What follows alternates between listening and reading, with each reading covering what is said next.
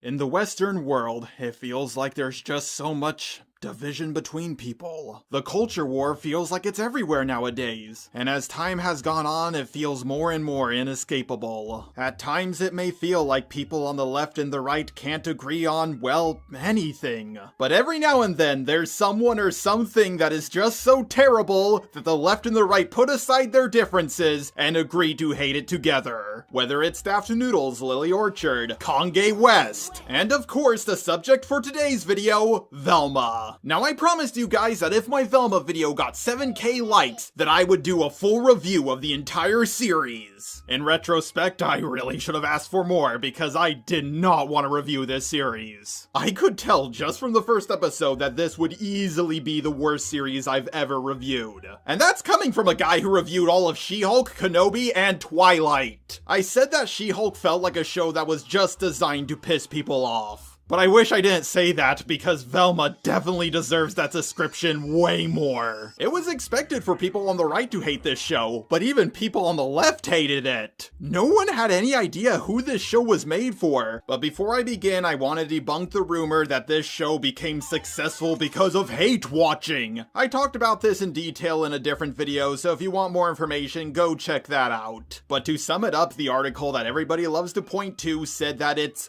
premiere was the most watched thing on HBO Max. And even then, it was only the most watched animated and animated original show. Hey guys, we found the strongest man in the world, and we know he's the strongest man in the world because for one day, he was the strongest man in the world while standing on top of a raft and wearing a sombrero. Episode 1 starts off with Velma saying that this is her origin story. Put a pin in this because we'll see just how well this works as an origin story for Velma. First of all, her race is completely wrong, and no, she doesn't become a white girl at the end of the season. And as you guys are well aware, Scooby-Doo, you know, the star of the Scooby-Doo show, never shows up in this show at all. That would be like making the Mario movie without having Mario in it. Then she says that origin stories are usually about tall, handsome guys struggling with the burden of being handed more power. Now, from my experience, origin stories are normally about poor losers who, yes, normally do look attractive, but they don't struggle with the burden of having power. They struggle with the burden of responsibility that power gives them.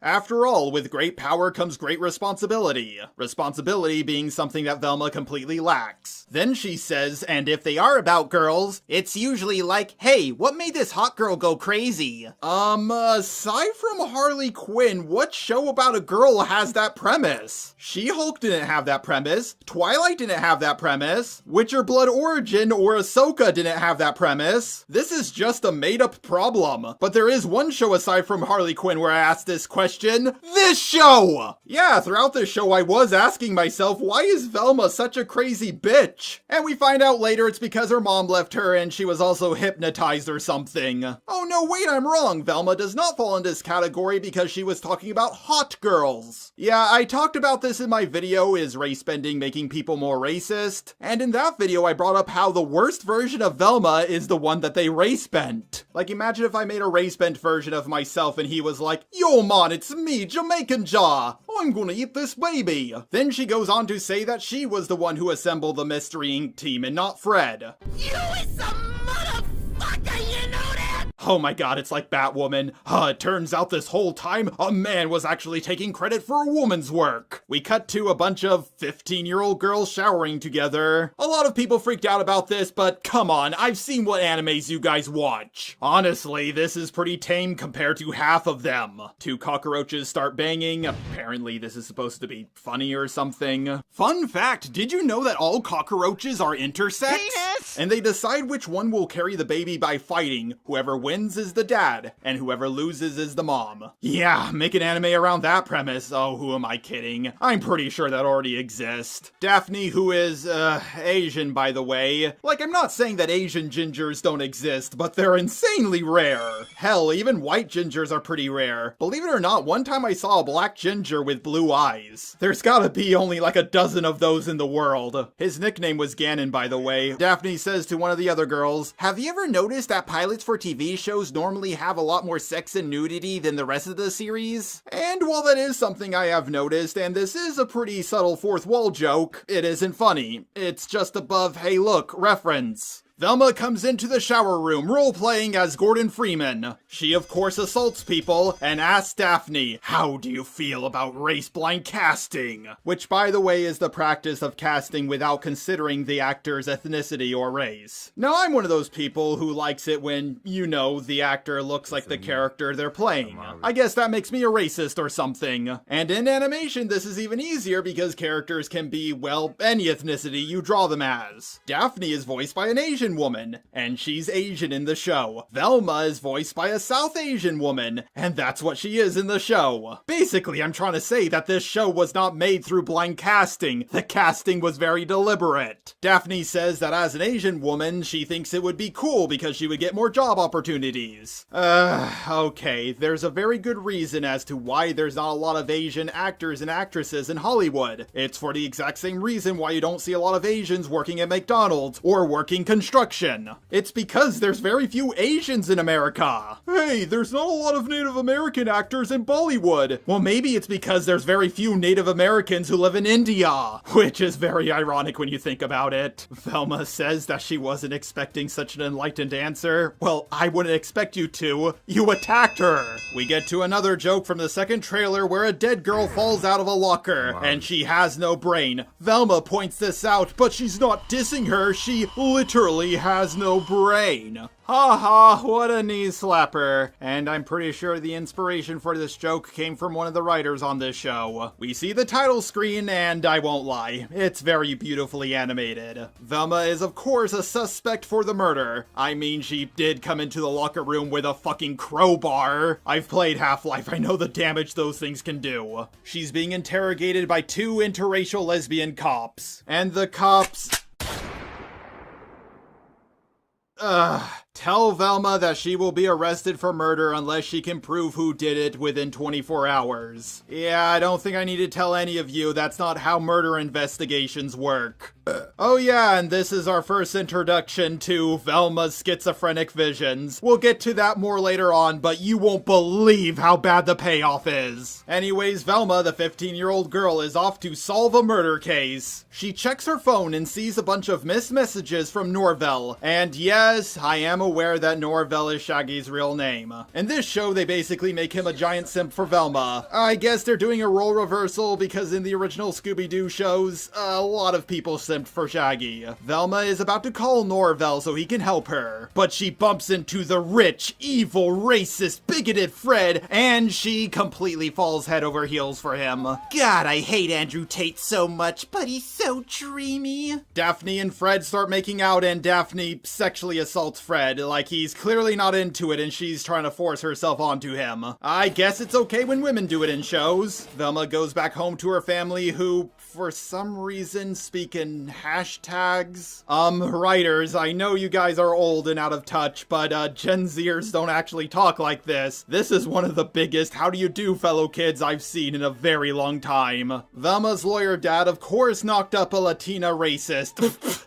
I meant to write waitress in the script, I swear. And she gets naked and the baby is fully visible in her stomach. Yeah, I'm pretty sure one of the writers for Big Mouth worked on this show. To any South Asian or Latina people in my audience, do you guys consider this to be good representation? At the wake of the girl who was murdered, someone says, "Often in pop culture, we see a slutty girl get murdered and we think to ourselves, well, maybe she deserved it." Yep, this show couldn't go 5 minutes without making another fourth wall joke. My god, this really is a worse version of She-Hulk. Velma is hallucinating in an alleyway, saying, "You're not real, you're not real." But then Fred comes out from behind a dumpster and says, "I am real, a real man, father." Wow, what natural dialogue. It turns out that Fred is insecure about his masculinity, and he wants to be a manly man like his father, the same father who puts his cigars out on him. You see, toxic masculinity is taught, but we must unlearn it. Velma tells Fred that his story is cool and all, but her story is much more important. It turns out one night during Christmas, Velma's mom left to get some milk or cigarettes or something, and never came back. Her car was found with her glasses, and a wrapped present. So Velma... decides that she'll put on her mom's glasses and not open the present until she found her. You know, Velma, that present could be a possible clue. I'm also shocked that the cops didn't keep it for evidence. Norvell shows up and says that he got worried because Velma wasn't responding to his, VMs, which stand for voicemails. Yep, this is yet another how do you do, fellow kids. He's a complete simp for Velma, and even though he doesn't look like Shaggy nor act like Shaggy, he's supposed to be Shaggy. Velma also treats him like complete garbage. She tells him that she doesn't want to do math homework with him. She just wants him to email her his answers like he's always done. I'll give the writers credit for one thing. They made a very accurate interpretation of a simp. Also, I thought Velma was the smart one, so why would she need help with her homework? Velma goes home and for the first time in her life she realizes that she's a terrible person. And that's probably why her mom left. But she's not gonna try to grow as a person or feel guilty about it. She's just gonna move on with her life. You know, I know that Velma is supposed to be a self-insert for a Hollywood actress, but I didn't expect Mindy Kaling to be this honest about herself. Also, it's kind of weird that Velma comes to the realization that her mom probably left because she was terrible and not because she was kidnapped or anything. And for some reason, this makes Velma feel better about herself. Velma throws away the present that was in her mom's car, even though it could be a clue that could lead to her location, and then eats a fry out of the garbage.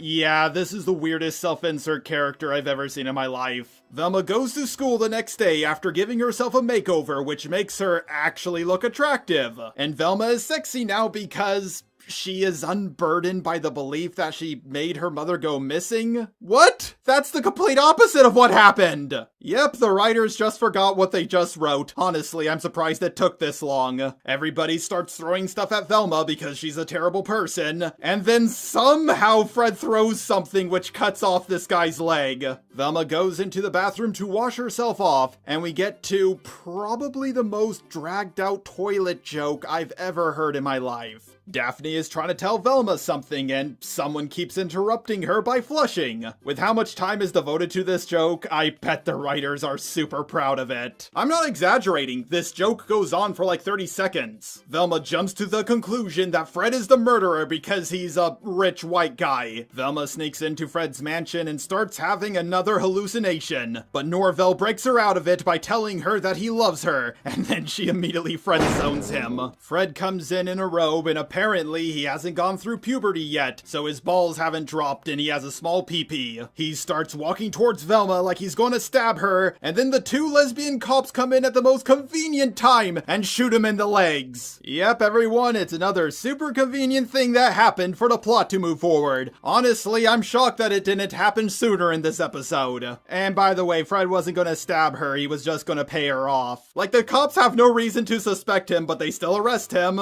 after shooting him.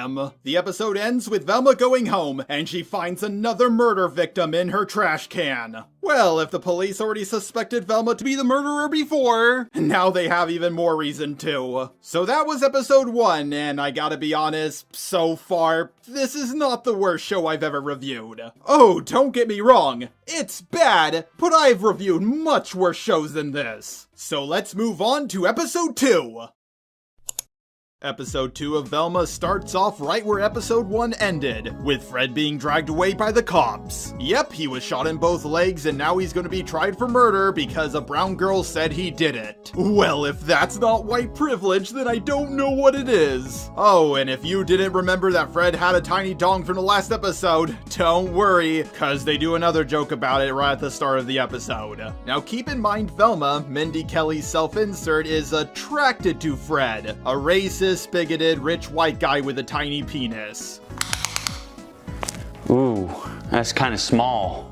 Yikes. I don't know, maybe Mindy Kelly is trying to tell us something. Also, it does amaze me how much the writers are talking about a 15-year-old's dick size. Velma's lawyer dad is going to be defending Fred in court. He explains to his daughter that there's a chance that he could be innocent, but she tells her dad that she knows he did it because he's a white guy? Yeah, whenever a crime is committed, people always assume that a rich white guy did it. That's white privilege 101. By the way, She-Hulk was the worst show I ever reviewed that had a lawyer in it, but something tells me that the writers for Velma will have even less understanding of how the law works. By the way, it's later revealed that Fred didn't do it, so Velma was just being racist for no reason. Velma decides to go find her missing mother, even though it was established in the previous episode that her mother left them. She's not missing. But modern Hollywood writers tend to forget what they just wrote, so I'm not surprised. Velma goes back to school with Norville and, we get to the cringy joke from the trailer about how 420 stands for adults who still watch cartoons. Velma walks up to Daphne and we get a knee slapper of a joke. Daphne says to Velma that she knows she thinks that she ditched her to be cool. Velma says that's not true, but then we see graffiti saying the opposite. Yeah, the whole joke of a character saying, I'm not gonna do something, and then they do it or already did it, may have been funny the first 500 times, but now it's really overplayed its welcome. Velma then says to Daphne, I give my sincerest condolences for the loss of your more popular friends that you picked over me. Velma, they were murdered. What's wrong with you? Like most supervillains wouldn't even say something like that. Haha, your friends died. Serves you right for picking them over me. This is only episode 2 and Velma is already one of the most unlikable main characters I have ever seen. And the fact that she's a self-insert for Mindy Kelly? That's concerning. So right after Velma said something really horrible to Daphne, she tries to manipulate her by using their past friendship. Haha, your friends died, but since we used to be friends, can you do something for me? Velma wants Daphne to get her court case files from the 2 lesbian police officers, who turn out to be Daphne's adopted mothers. Okay, first of all, this is a super convenient thing that happened for the plot to move forward. The chances that Velma used to be friends with someone who is the daughter of the 2 police officers working on Fred's case are pretty small. But the bigger problem is police officers don't bring court documents home with them. They keep them at a courthouse or a police station. So yeah, they haven't even gotten to court yet, and already the writers of She-Hulk have proven that they know more about the law than the writers of Velma. Something super convenient happened for the plot to move forward, and it doesn't even make sense. Daphne agrees to give Velma the files on one condition. She has to pay her $500. Wow, I am happy that Velma isn't immediately getting what she wanted after she was a terrible person. We cut to Fred and his family, and Fred says, the only reason why people think I killed those girls is because I basically confessed to it. What? No, Fred didn't do that. He was offering to pay off Velma. This was at the end of the last episode. How do the writers not remember this? Also, even if he did confess to this crime, with how he did it, it would have been considered entrapment. And also, the cops were in his home without a warrant. Earlier in the episode, Velma's lawyer dad said that he's going to use Fred's tiny dick to win this case. I'm not a lawyer, and I know that searching someone's home without a warrant and using entrapment to gain a confession would be much better things to use in court than your client's tiny penis, or dressing him up as a innocent little boy. You know, I said it before, but I'm confident about it now. The writers of Velma know less about the law than the writers of She-Hulk. And of course, Fred is such a useless white male that he doesn't even know how to cut his own food. I gotta be honest, this might be the most pathetic straw man of people the writers don't like. Like, even back when people were super racist in America, they didn't do things like, black people are so incompetent that they don't even know how to cut meat. Don't get me wrong, they did say a lot of racist shit, but I don't think they went as far as to do something like that. Also, calm down, Twitter. I'm not trying to say that modern day white men are treated even worse than black people 150 years ago. Also, for the love of God, please don't take that quote out of context. I'm just trying to say that this is such an extreme straw man. And believe it or not, Fred not being able to feed himself is actually a plot point. No, I'm not joking. But I will say one good thing about this show. Fred's dad being voiced by the OG voice actor for Fred is fantastic casting. We cut back to Velma, who's trying to steal from Norvell's family to get the $500? Mindy Kelly just wants her self-insert to be the most unlikable main character ever. Oh yeah, and there's a subplot about the two lesbian cops going undercover in a school to catch a drug dealer. And they do things like wearing their hat backwards and dabbing. I get that the writers are trying to tell us that these are old, out-of-touch people, but the writers are still even more out of touch than this. Remember in episode 1 when people were talking in hashtags? Imagine being even dumber than your straw man. Velma goes into Norvell's room. He's in the middle of streaming. Chat, like, you don't even have to even, like, put together, you know, like, what, this is crazy, chat, you know, like, it's crazy, you know, like. He starts sipping for her, and because he's a simp, a lot of people leave his chat and unsubscribe. I gotta be honest, this is a pretty realistic portrayal of how streaming works. And Norvell says the worst line in the episode. In teen movies, a guy will sell something to get money to blackmail a girl into dating him for it. He says it's problematic, but effective and hilarious? I and many people have asked this question. Has that happened in, like, any movie? Like, if anyone can send me a clip from a teen movie where a guy blackmails a girl into dating him, that would be greatly appreciated. But as far as I'm aware, this is a completely made-up problem. This is one of the biggest problems with the Velma show. It's trying to talk about social issues that don't exist. Maybe in an alternate dimension this is a really good show, but not in this dimension. Like, I'm half expecting this show to say, don't you hate it how in superhero movies the villain is always from South America? But again, I haven't seen every movie ever, so maybe I'm wrong. So because Velma can't get the $500, Daphne, for some reason, tries to hire her. Why would you try to hire Velma? She's completely incompetent at everything. Oh wait, she's a self-insert from Mindy Kelly, and she's incompetent at everything, but people keep hiring her. It turns out that Daphne is actually the drug dealer that her adopted mothers are looking for. Velma says, "You're the candy man?" And Daphne tells her that she's the candy woman. Now this is one of the most annoying things that progressives have done with the English language. It's not policeman, it's police person. It's not fireman, it's firefighter. It's not mailman, it's mail person. By the way, one time I dated a mail lady and I found out later that she really was a mail lady. But in all seriousness, the word man can be short for human. I mean, after all, you can't spell woman without man. Daphne also says that according to TV, it's morally okay to sell drugs if your life is kind of bad. Breaking Bad is the most popular show about a drug dealer, and throughout the show they made it clear that what he was doing was morally bad. Like, even if these jokes work, they would only be as funny as, hey look, reference. But they can't even do that right. They're making references to things that don't exist. This show feels like it was written by primitive AI from an alien planet. Velma,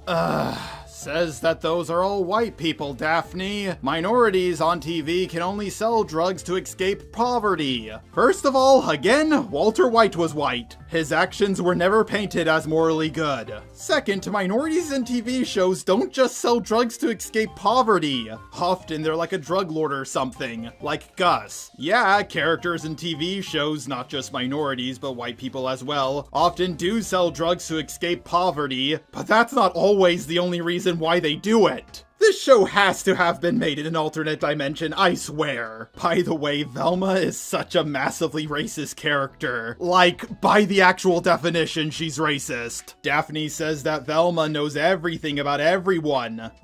No, she doesn't. She's an idiot that jumps to conclusions and needs her friend to give her the answers for her math homework. Velma literally hasn't done a single smart thing throughout this entire show. Oh yeah, there's also another side plot of Norvell trying to sell his sword to raise the $500 to get Velma to date him. There's some very subtle foreshadowing of a guy whose bounty is at exactly $500, and I think at one point he contemplates selling his kidney for the money. Yeah, I think this guy might be the biggest simp in media. Velma is going around selling drugs. Some white girl calls her a dork, and Velma retorts by calling her a white girl with too much money. Woof, what a good insult, telling people that they have too much money. Daphne tells Velma that she knows she's a genius. She's not a genius, she's a complete idiot. She literally eats out of the trash. Also later, Daphne fires Velma because she's too stupid to sell dope. Fred shows up dressed as, a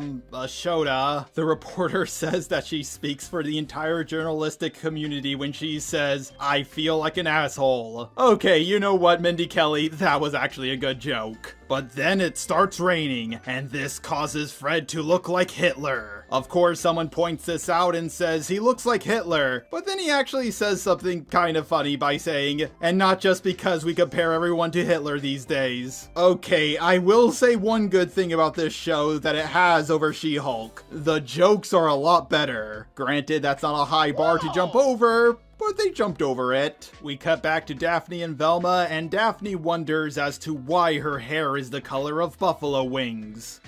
Maybe they'll actually answer why her hair is that color in this show. But let's not get our hopes up. Daphne and Velma share a tender moment, but then the cops show up and start chasing them. The chase ends with the cops, oh my god, running over a baby? Okay, it does survive, but man, that would have been such a dark turn. A little later on, Velma tries to sell drugs to this one guy, but it's actually her dad. And then he offers his daughter the $500 for the file if she can help him prove Fred's innocence. I don't know why any lawyer would ask their idiot daughter for help proving someone's innocence. Maybe he just really wants to lose the case. Velma looks through the case file and determines that, yep, Fred is guilty. But then she notices that Fred is such a man baby that he can't cut his own food, and then she finally realizes that he couldn't have been the one to do it. In court, instead of, Velma swearing on the Holy Bible, she swears on a copy of Grey's Anatomy. Well, actually it's Gers Anna because, well, the animators didn't finish animating the rest of the words. Look, she took her hand off of it, you can clearly see it. Boy, I really hope somebody got fired for that blunder. She then proves Fred's innocence by showing the court that he's a big man baby with a tiny dong, who doesn't even know how to cut a steak. They put a steak in front of him and, Fred is so retarded that he holds the knife and fork upside down and also tries to cut it with a plate. Okay, calling him retarded is a little mean because even people with literal Down syndrome would be smarter than this. Like, this would not fly in court. No judge would fall for this because no one would actually be this stupid. Does anybody find this funny? I mean, Velma isn't age appropriate for 5-year-olds, and I think only 5-year-olds would laugh at a joke like this. The punchline is just, look at how incompetent white men are. But it's too cartoonishly over the top to be offensive. Velma's dad says to the jury, how can someone who can't even cut a steak remove the brains of 2 girls? I don't know, maybe he's faking it. No one could be this stupid, or even stupid enough to fall for something like this. Yep, the characters in Velma are more stupid than the characters in Kenobi and Ahsoka combined. But because Fred is full of so much toxic masculinity, he tries to reclaim his masculinity by saying he really did kill those 2 girls. The episode ends with Velma going home, she starts suffering another panic attack, and Daphne gets her out of it by kissing her without her consent. Now apparently it was a really big deal that Velma was lesbian in this show, even though she's been a lesbian before. But I guess Daphne hasn't, so I guess that's something new. And that's the end of episode 2. Okay, I didn't think episode 1 was that bad, but my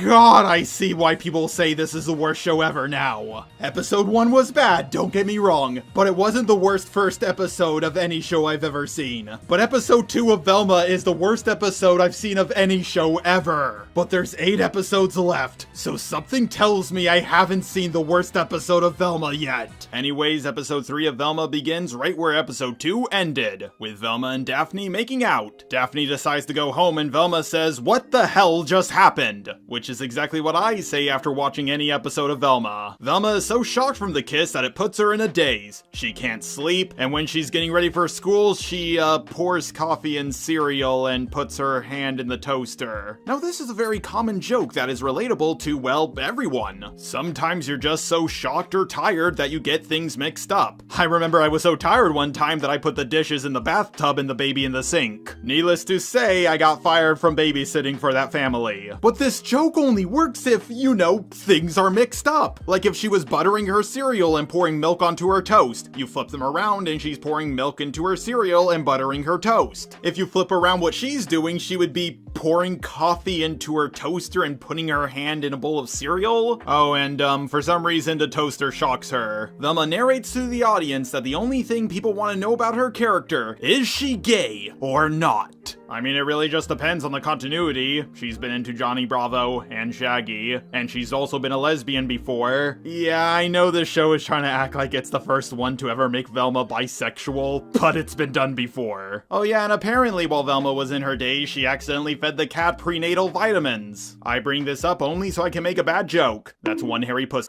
Yeah, I made that joke up on the spot, and it's already funnier than, well, whatever this is supposed to be. Velma goes to school and meets up with Norvell. She tells him what happened, and he tells Velma that her possibly being gay is a huge deal, even though we see two guys constantly making out in the background. But now that Velma got the court case files from the last episode, she now knows the last place her mom's phone pinged was at Fred's house. Oh boy, Velma, are you gonna falsely accuse him of murder again? We get to the one joke from the trailer that actually made me laugh, where Velma says, "You can't speculate about someone's sexuality unless they're famous or Peppermint Patty." Not gonna lie, even now this joke genuinely makes me laugh. We learn that Norvell's dad is a therapist, and yeah, considering his son is friends with Velma, he needs all the therapy he can get. Velma says that Shaggy's dad is just a school therapist, the lowest form of therapist there is. He's even worse than her therapy app, which is obviously Russian spyware. Oh yeah, this came out before the war with Ukraine. Remember how a whole bunch of people on the left kept on going on and on about how Trump only won because of Russian hackers, and how the right was going on and on about how Hillary wanted a no-fly zone over Syria, which could start a war with Russia? Yeah, both sides were way too scared of Russia back then. Now we know they can't even take over a small nation. Velma, along with the rest of the girls in the school, have to take a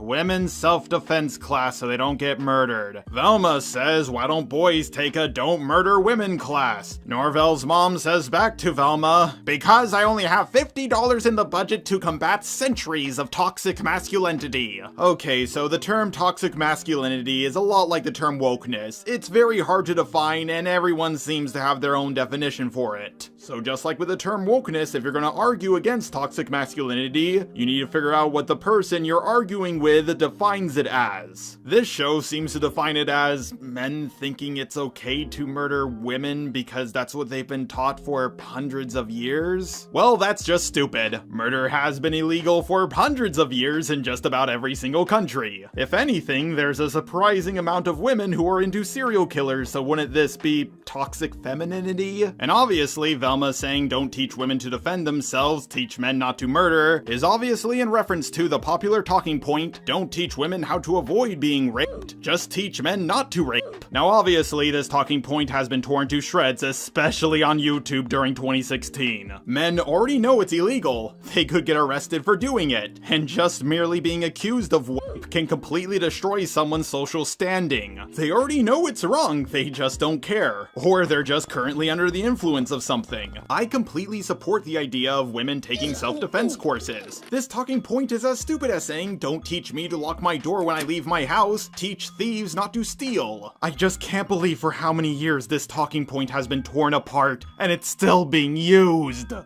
the way, everyone, global waffle is a myth. We had a pretty cold winter this year. Though I won't lie, the pamphlet with the squirrel mascot saying how to make someone else's death about you is absolutely hilarious. There is at least one good writer on this show. The two self-defense trainers are Daphne's moms. Because of course they are. The girls are all gonna face off against one another in a tournament. The winner gets a gun. Gotta be honest, this is the worst tournament arc I've ever seen in any anime ever. We cut to Fred, who's told by one of the other prisoners that a talking meatloaf is here to see him, and he immediately knows it's Velma. Velma still has the hots for Fred even though she kissed Daphne, and she knows that Fred can't even cut his own meat. Velma starts hallucinating again, and she kicks a guard in the face. Yeah, I'm pretty sure if you kick a prison guard in the face, you'll no longer be visiting prison, you'll just be in prison. Norvell gets Velma out of the hallucination by simping so hard that it makes her laugh. But because Velma kicked a guard in the face, she is now banned from visiting the prison, which means for as long as Fred is locked up, she cannot interview him. By the way, in this show, Fred is canonically underage, so wouldn't he have been sent to juvie and not prison? Velma goes back to the self-defense class where they give, honestly, one of the most odd self-defense tips I've ever heard in my life. If you're attacked, fall down and go limp. I gotta be honest, I've never heard any self-defense class give that tip before. Velma and Daphne are picked to fight off against one another, and this causes Daphne to run off for some reason, and Velma rolls after her? No, I don't get the joke either. In the bathroom, Velma and Daphne discuss their feelings, and Velma says that she's still into Fred for whatever reason. Now, I can imagine Velma being into Daphne, but why the hell is Daphne into Velma? She literally has no redeeming qualities, and she's unattractive. They both get on the fighting mat, and Daphne kicks Velma down to the ground. Awesome! And then Velma says, Daphne, what are you doing? If I was a real attacker, you could have hurt me. Wait, what? Is this show seriously trying to say that women's self-defense courses teach women not to hurt men when they attack them? When has anyone ever gotten mad at a woman for hurting a man who was attacking her? Aside from a woman using a gun, of course. We cut to Norvell, who's not banned from the prison, interviewing Fred. And Fred says, that he misses his mom because no one watches him pee like she does. Remember, Velma is Mindy Kelly's self-insert, and her self-insert is into a man who can't feed himself or use the bathroom by himself. Norvell then starts asking Fred about Velma's mom, and brings up how she went missing at his house. This makes Fred nervous, and he gets one of his lackeys to kick Norvell out.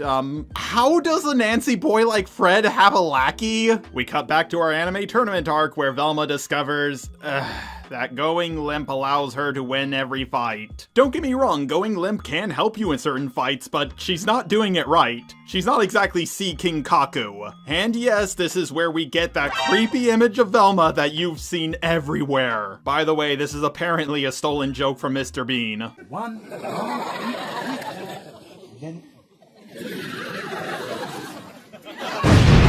Daphne takes out a pen and starts stabbing this big girl. Hey, lesbian cops, if you're looking for the killer, I think you found them. And it's your own kid, apparently. By the way, I think that girl that Daphne just murdered might be trans, so, yeah, that's, probably one of the reasons why the murder rate is so high. It literally just happened right in front of two cops and they did nothing to stop it. Norvell is talking with his therapist dad, and he tells him that he just doesn't think he's cut out to be a therapist. But then his dad gives him a magic card again, which will make people tell him their problems. Velma learns that Daphne does like her but won't admit to it because she's popular. But then she comes up with a plan to steal Daphne's diary. Norvell interviews Fred again, and by using the magic card again, he gets him to open up, and it turns out Fred actually knows nothing.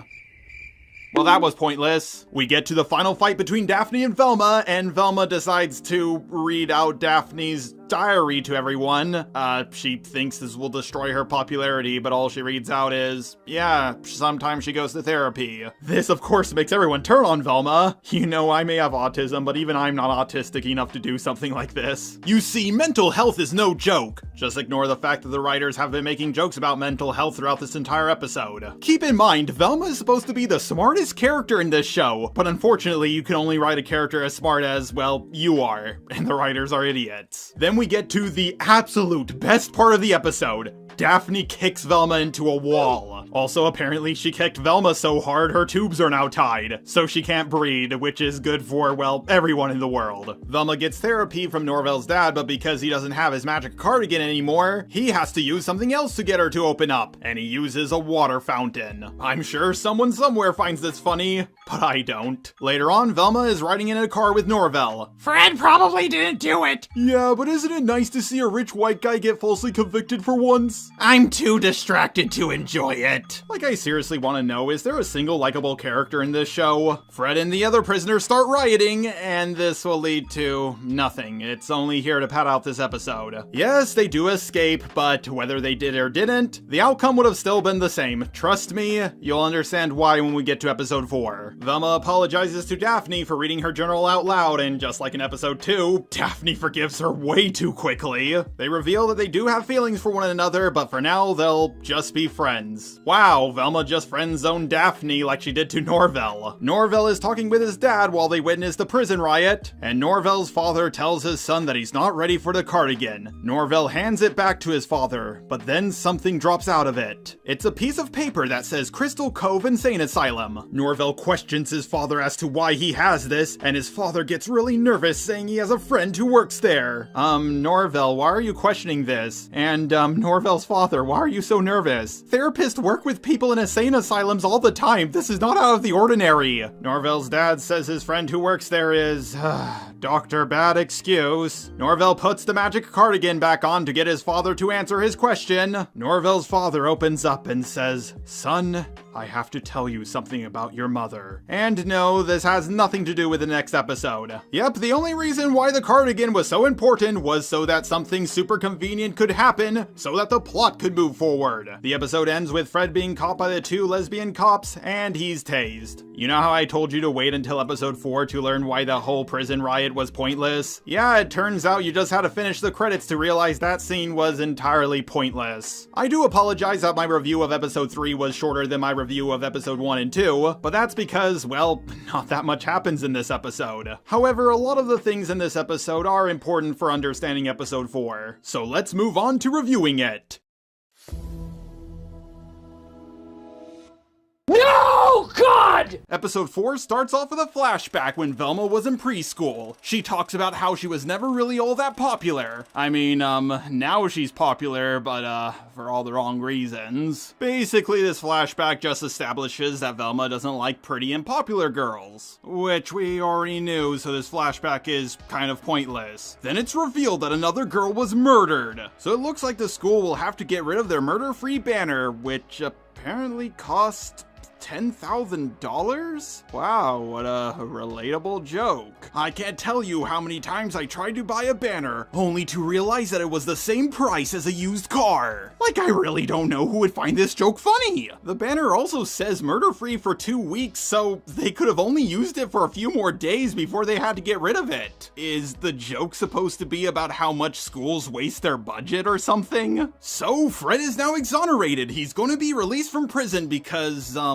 a murder happened while he was locked up? You know there can be more than one killer, right? There could also be a copycat killer. This is one of the absolute worst reasons why anyone should be released from prison. Further proof that the writers for She-Hulk know more about the law than the writers for Velma. Velma, of course, makes the murder about her. How come no one ever cared this much about my missing mom? Velma, I know this might be a hot take, but someone being murdered is more serious than someone going missing. Like, I'm super autistic, and even I have the social awareness not to do something like this. The police realize a pattern in the 3 girls who were murdered. They're all incredibly hot. Oh my god, I know who the killer is! It's Elliot Rodger! And then we get an actually funny joke. A black soldier says, "Hot girls' lives are even harder now. They already spend half their days responding to compliments as is." I'm not gonna lie, that's actually a funny joke. Although, just like Norvell, this black guy is also a simp. It's confirmed every black guy in Velma is a simp. Now, because the police don't have much of a budget, they can only protect 5 girls. And they're of course going to protect the hottest ones because they're at the highest risk. Velma, of course, has a problem with this because it's the smart thing to do. Wait, so a couple of middle-aged white dudes are gonna decide which of us are hottest? Now, to be fair, middle-aged men deciding which high school girl is hottest is a bit problematic. But, what's the problem with them being white? Trust me, Mindy Kelly's self-insert gets a lot more racist later on. Also, every straight man, throughout their entire life, have ranked the hotness of every woman they've ever met. So they are the absolute best person for the job. The cop, for literally no reason, decides that Velma is going to be the one to make the list. You know, if you reward her bad behavior, it's just going to encourage her. Hey, Jar, are you talking about Mindy Kelly or Velma?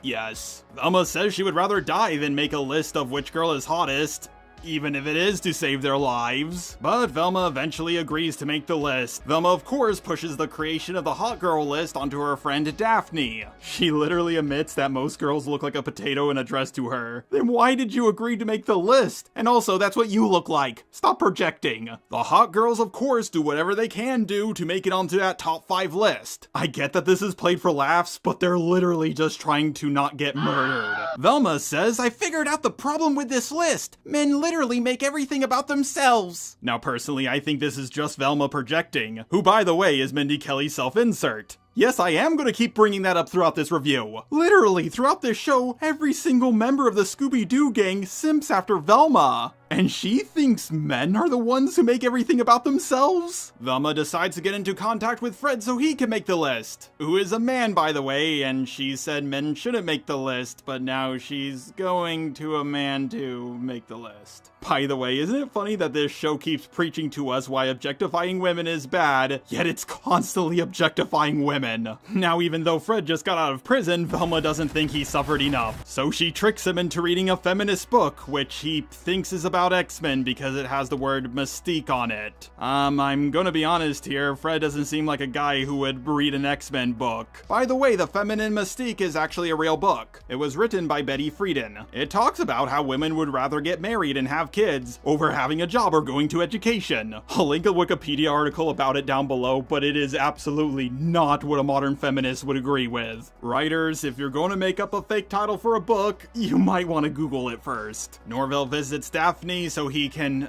copy her personality so Velma will like him. Yep, the writers really want you to know that he's a super mega simp. A geo-rock out of nowhere gets thrown through her window, and for some reason Velma thinks this is her birth parents trying to contact her. I don't know why she would jump to that conclusion. I mean, if I was in her shoes, I would assume that the killer was now after me. The mayor decides to ask Velma to make all the girls as ugly as she is. And of course, Velma brings up talking points like patriarchy and the male gaze.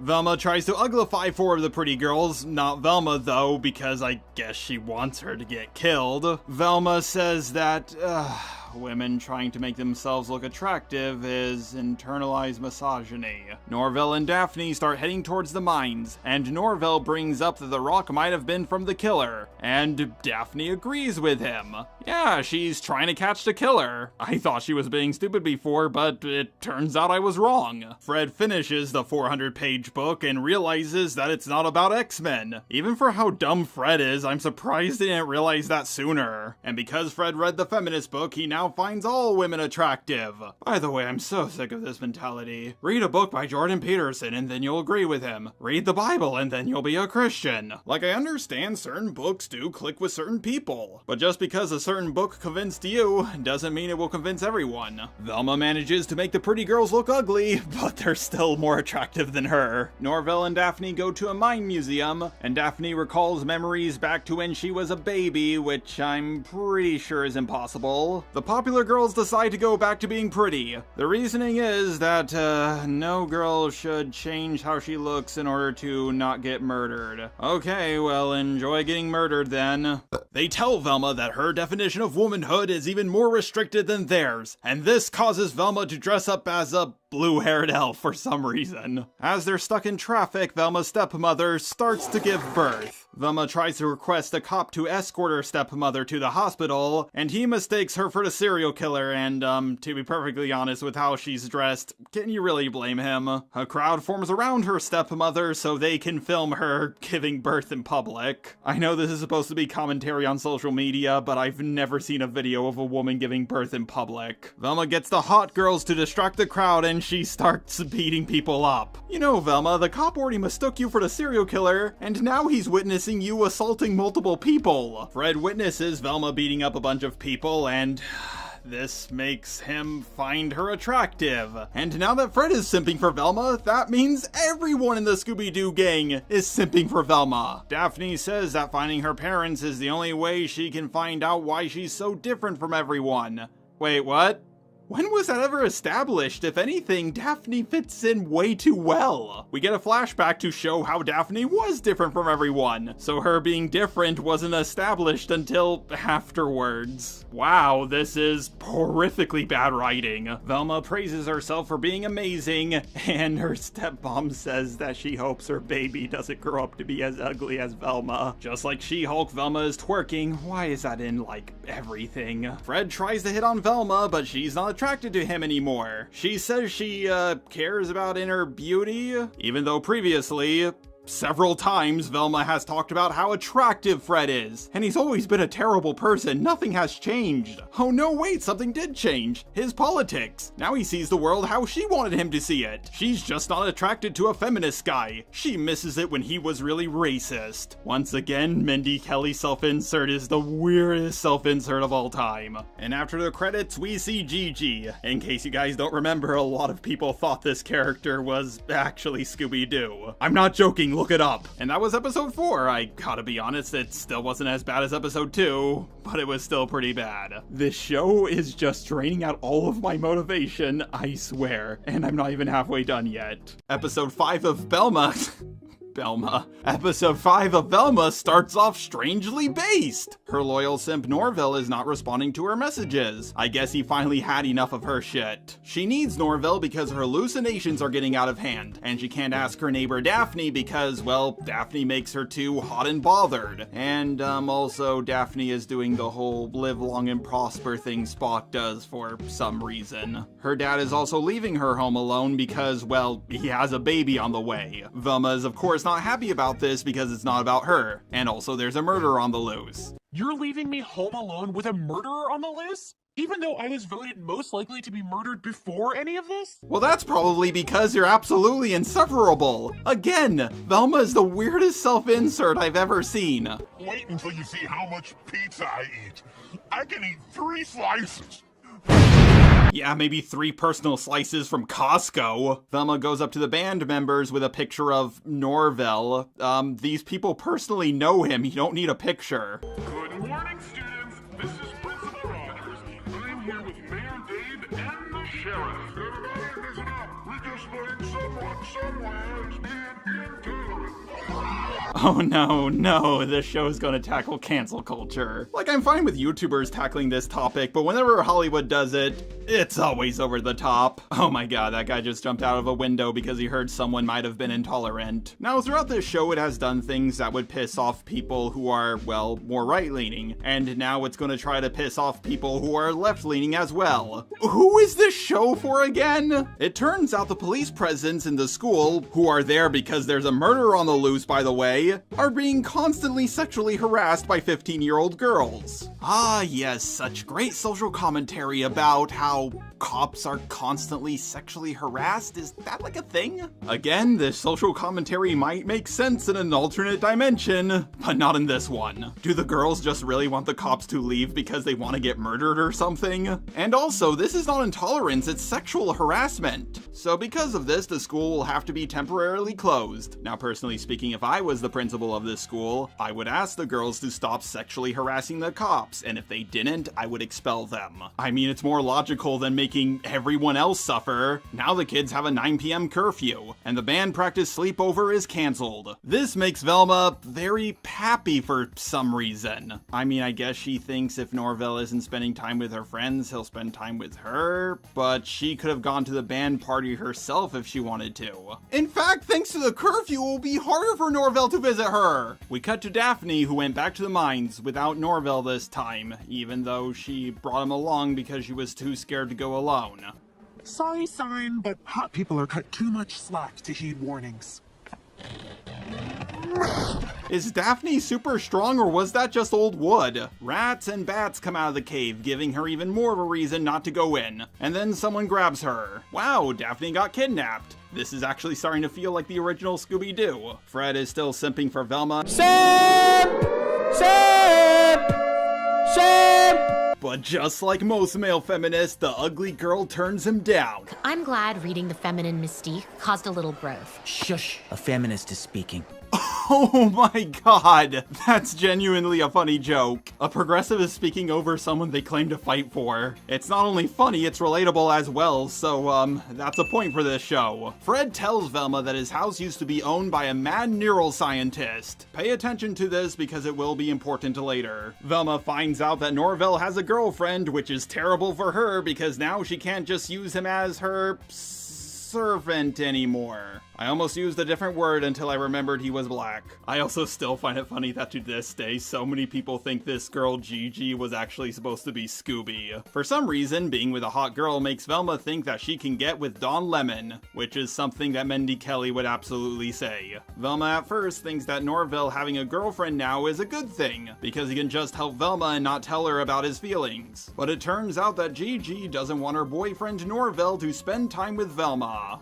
Sorry, Velma, but until Norville learns to stand up for himself, he's gonna do exactly as I say. Haha, not gonna lie, that's actually a pretty good joke. So Velma, of course, replaces Norville with Fred. She replaced a black simp with a white simp. Let's see which one is superior. Oh, Twitter is gonna be mad about that joke. Oh, and Fred guesses that Velma's race is Samoan, which is without a doubt the most insulting thing ever done to Samoan people. We cut back to Daphne's story where she finally meets her parents, and what are those things? Okay, Daphne's parents are obviously wearing a disguise, which is another reference to a different Hanna-Barbera cartoon, because tarnishing Scooby-Doo wasn't enough for Mindy Kelly. They explain to Daphne that her lesbian mom stole her from them, and that she should go Google their criminal gang. Oh, I'm sorry, no. They tell her to look it up on Netscape Navigator, which is an old website I've never known anyone to use ever. What realm was this show made in? Navigator? Good lord, how long have you been in here? Hello? Hello? Did you really just do an Irish exit? Huh, maybe we are related. What the hell is an Irish exit? I decided to Google it and not look it up on Netscape Navigator, whatever the hell that is. Supposedly, Irish Americans had a habit of slipping out through the side door at church to avoid chatting with people. It's a saying that I've never heard anyone use ever. I know I just said this, but what realm was this show made in? We cut to Velma and Fred, who go to the Historical Society so they can look up information on Dr. PragerU. I mean Dr. Perdue. It's Historical Society. Places like this help Skip Gates learn which white actors are descended from slave owners. What? Wow, what a relatable joke. I mean, who hasn't skipped out on a date and then looked up which white actors are descended from slave owners? Many people have theorized that this show was made bad on purpose, and if it was, I gotta give props to the writers. They did an excellent job. I don't think that a modern AI that is trained to write unrelatable jokes could make a joke this unrelatable. The files on Dr. Perdue are missing, and the last person to check them out was Velma's mom. Ooh, the plot thickens. Which of course means that Velma starts hallucinating again, and Fred can't help her because he's, too busy thinking about the gender pay gap. He says women make 20% less than what a man makes. I thought it was 23%. Why does the number keep changing? Now, this whole gender pay gap thing has been torn to shreds multiple times. The statistic didn't take into account maternity leave, overtime, and multiple other things. However, even after calculating for everything, there is a gender pay gap. Women make roughly 2 to 4% less than men. And I do think that's an issue that we should talk about, as soon as Hollywood will stop lying about the number. Also, Asians make more than white people do on average. Though I won't lie, the male feminist not helping the woman who's suffering right in front of him is pretty funny. Velma wants to break up Norville and Gigi because she's an absolutely terrible person who's a self-insert for Mindy Kelly. Yes, I will keep reminding you of that. She plans a band sleepover and invites Norville and Gigi, even though it was previously established that Norville wasn't going to go to the first one before it was canceled, but now he will for some reason. Fred, you're not allowed in here. I know, I'm not a band. Thank God. I'd rather kiss a toilet. But speaking of kissing toilets, I still want to win your heart. Okay, yes, Fred is being incredibly based, but even when he's head over heels for Velma, he's still a dick to her. Now why is Fred here? Well, it's so he can have his own subplot of getting pizza. I'm not joking, that's what he does. The band gets hungry, so they start eating anything they can find, and Velma still needs her parents' house to be clean, or she'll get disowned. We cut to Velma, who looks up information on the Crystal Mine Gang. Basically, they were a group of miners who lost their jobs, so they turned to crime, but kept their old costumes and created a cave civilization? This show is weird. Eventually, the gang had over 20 members, including an infant, and then Daphne's lesbian moms took them down and adopted her. Daphne's takeaway from this is that she's genetically a villain. what? Norvell's parents shove him out of the car? God, everybody's mean to this guy. Daphne tries to talk to Velma, but the party is only for band members, so Daphne kicks a random guy in the balls. Velma tries to guilt trip Norvell into helping her, but then Gigi shows up at the party. What the hell are you doing here, Gigi? Hot girls aren't in band, they're in choir. Oh my god, that is actually true. Hot girls tend to join choir over doing band practice. I'm pointing this out because the show actually made a reference to something that exists in our own reality for once. Gigi challenges Velma to a flute off. If Gigi wins, she gets to stay. But if Velma wins, a black guy will have to work for her for free forever. Wait, what? But it turns out they both suck at playing the flute. I don't know why Gigi would challenge Velma to something she sucks at, and I don't know why Velma would accept a challenge for something she sucks at, but I guess everybody's just an idiot in this show. It's so bad this one guy unplugs his hearing aid, and this joke would have been funny if another guy didn't point it out. When you explain a joke, it ruins it. We cut to Fred, who's ordering the pizzas, but because they're not made to his standards, he throws them on the floor. Don't forget, Mindy Kelly's self-insert is into this dude for some reason. Daphne thinks that her parents are sus because her origin story is the same as Superman's. So my origin is the exact same as Superman?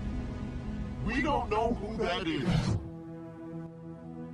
Velma tricks Gigi into revealing that Norvell's grandmother is Dr. Perdue. She tricks her very easily, by the way, because Gigi's an absolute idiot. Gigi, I swore you to secrecy. You placed your hand in your verified check mark. Yeah, that joke was clearly written before Elon Musk spot up Twitter. This makes Norvell so upset that he runs straight into Fred for no reason, causing Fred to drop all the pizza. Because there's no food, the band members literally start chewing on the scenery. Norvell reveals that he didn't want to tell Velma about his grandmother's identity because it could ruin his mother's life. Velma guilt trips Norvell into helping her, and Norvell of course starts simping for her again. His girlfriend Gigi literally points it out. We cut to Daphne, who's also now hallucinating. I guess it's contagious or something. Because the curfew is still in effect, Velma and the others have to use Daphne's mom's cop car to get around. They steal some food out of the dumpsters, and Norvell says they should support this business because it's owned by a woman of color. It's almost as if the writers are saying we should support this show because it's made by a woman of color. But then the cops show up and Velma actually does something selfless for once. She distracts the cops while the others get away. The cops hit Velma with their car and, oh, well, Velma's dead. Looks like the show is over. Okay, she's obviously still alive. This is episode 5 after all. Daphne sees a boat in the sewers and decides to go for a ride. Velma is arrested alongside Norvell's parents and they're in, very interesting costumes. First, Daphne's parents were furries, and now Norvell's parents are furries. Velma, of course, takes a picture and uses it to blackmail Norvell's parents. Norvell's mother agrees to give Velma the information about her mother if she doesn't post the picture. So Velma, who is a detective, only found information about her mother because of dumb luck. In other words, it's a super convenient thing that happened for the plot to move forward. And that's the end of episode 5. I can't believe I'm now halfway through this show and barely anything has happened. Out of every episode so far, this was by far the hardest one to get through. Hopefully episode 6 will be better than this one, but I doubt it. Episode 6 of Velma is about Mindy Kelly's self-insert dancing on a stripper pole at the age of 15 for her dad. I mean, how else do you think she got to work for Hollywood? When teen dramas get right, it's that nothing is ever actually a teenager's fault. We're all really just paying for the sins of our parents. Yep, that is something that happens in a lot of teen dramas, but it's not something they get right. You're responsible for your own actions. Wait, what? Photoshop exists? Why would they tape over a different image on top of that image? In fact, if anything, I think photoshopping would be easier than doing something like that. Fred is reading feminist literature, but then Fred's dad knocks the book out of his hand and gives him a shotgun and a glass of scotch. Oh my god, this dude is totally based. Apparently, if Velma hallucinates while learning about Norvell's grandma, she could die? Like, don't get me wrong, I feel really bad for people who suffer from hallucinations, but I don't think a hallucination can kill you, but I might be wrong on that. Velma has hallucinated multiple times and she's still alive, but if she does get a hallucination that kills her by learning about Norvell's grandmother, then I think the sooner she gets that information and dies, the better. When it comes to truly crappy parents, no one beats my dad. You mean your dad who didn't abandon you like your mom? The guy who raised you for like 10 years all by himself? The guy who put a roof over your head? I could go on, but I think you get the idea. So what crappy thing is Velma's dad doing? He's planning a hiking trip with his girlfriend and his new kid. Wow, he actually seems like a pretty good dad. Maternity leave? When I was born, you doubled your work hours. Velma, he probably did that because he had another mouth to feed. Or because he wanted to start putting money into your college fund. I'm joking, of course. He did that because you were insufferable, even as a baby. But constantly throughout this show, Velma's dad and his girlfriend constantly bring up how they don't want their baby to end up like Velma. So they're trying to do a better job at parenting. Hey, Velma, want to ride to school? Sure. Thanks. Absolutely not, Frederick. Unless this is your selection for our hunt? No, Father, I like her now. Have you heard of inner beauty? That's a myth, you fool! Like I said earlier, Fred's dad is completely based. They drive off and Velma says, "At least my dad isn't as bad as Fred's dad." Wait a second, at the start of this episode you said your dad was the crappiest dad in the world. I'm tired of modern writers forgetting what they just wrote. Velma's dad drives by and splashes mud all over her. Okay, now I'm starting to think that Velma's dad is pretty based. Apparently, not believing in inner beauty makes you worse than someone who dumps mud all over people. Velma learns about Norvell's grandmother, who was a neurosurgeon who figured out a way to keep the brain alive outside of the body. But despite this being the greatest discovery of all time, her work was rejected because she was a woman scientist. Okay, I see the commentary they're trying to go for, but the thing is, something this amazing wouldn't be rejected just because a woman made it. I understand that she's Norvell's grandmother, this happened decades ago. But a black woman in the 1960s was able to help NASA do all the complicated math calculations to make the moon landing possible. Her name is Katherine Johnson, by the way, you should look her up. The point I'm trying to make is that this commentary the show is trying to make is just super overblown. Hang on a second, I think I might have said porn instead of point by mistake there. America was at war with communist Russia during this time. They wouldn't reject being able to keep brains alive outside of the body just because a woman did it. But I guess this scene isn't that bad because a general is into her idea. Apparently military generals are more progressive than scientists. Who felt he could use it to spy on what he believed to be the biggest threat to the American way of life. Oh, let me guess. Communists? Meat made from plants? Women's sports? How could women's sports be a threat? No one watches it. Well, except for tennis, because we like to hear them grunt. Although, with the inclusion of trans athletes, women's sports has gotten a lot more complicated. No. Meddling kids. Ah, yes, the government does believe that peaceful protests are the greatest threat to America. That's why they made it legal to peacefully protest. Yeah, this commentary does not work because America has, like, the most freedom of speech out of any country in the world. Shut up, UK. No one in our country got arrested because they made their girlfriend's pug do a Roman salute. The general has tried before to infiltrate the hippie protesters, but he was always caught because he couldn't replicate their incredibly complicated hand signs like the peace hand sign. Wait, what? Where's the joke? I don't even think a 5-year-old would find this funny. Also, the hippies would pull off the general's mask. Get it? They're trying to tie the show into Scooby-Doo. The general would also hypnotize people into working for him. But the hypnosis is broken if someone snaps their fingers. Wow, that sounds like a pretty terrible design flaw. And yes, the reason why Velma experiences her hallucinations is because she's under mind control. Now, there's no way that nearly for a decade, no one has snapped their fingers around her. In fact, we've seen people snap their fingers around her before. Hey, girlies.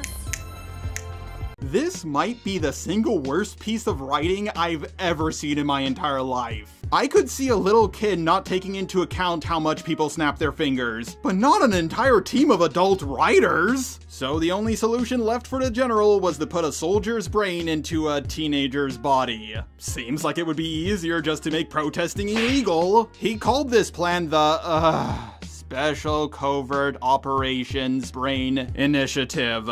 Or Scooby for short. The writers weren't clever enough to have a word for the first O, so they just took the C and O together from the word covert. Also, Scooby's name ends with a Y, not an I. If you have to force your acronym to make sense, it's probably not a good acronym. Scooby? And wait, what did Scooby do? Now, despite Norvell's grandmother figuring out a way to keep the brain alive outside the body, she was unable to figure out how to transfer the brain into a new body. Eventually, she gives up. She has her lab walled off, she gives her journals away so no one can find them, and she puts herself into an insane asylum. But wait, my mom disappeared after finding Dr. Purdue's journals, and the dead girls all had their brains removed. Could they be connected? Wow, for all your personality flaws, you're actually a pretty good detective. What? No, she isn't. This is the most logical conclusion that anyone would come to. I've said it before and I'll say it again. Writers can only make characters as smart as they are. We get a random jump scare hallucination because of course we do. We cut to Daphne meeting up with her parents who are, mining so they can sell crystals. Yeah, that's basically it for now. Let's cut back to Velma. She wakes up in a hospital bed, then hallucinates again and passes out again. So Velma finally decides that it's time to cure her hallucinations. And she thinks that her hallucinations might be caused by her dad not believing her that her mother was kidnapped, even though in episode 1 it was established that Velma knows that her mother left them because she was a terrible person. Daphne's dad tricks her into bashing a crystal against her head. Okay, even he's based. Daphne's parents' plan is to sell a bunch of crystals, because modern day millennials believe that crystals have magic powers. And we learn the reason as to why Daphne has orange hair. It's because her biological mother smoked a lot during pregnancy. To anyone watching this video right now, can you spot the joke? Because I can't. Velma and her dad go to a strip club. Somehow, despite her being 15, they let her in. Oh yeah, and by the way, to whatever editor I send this to, please do a good job censoring. Alrighty then.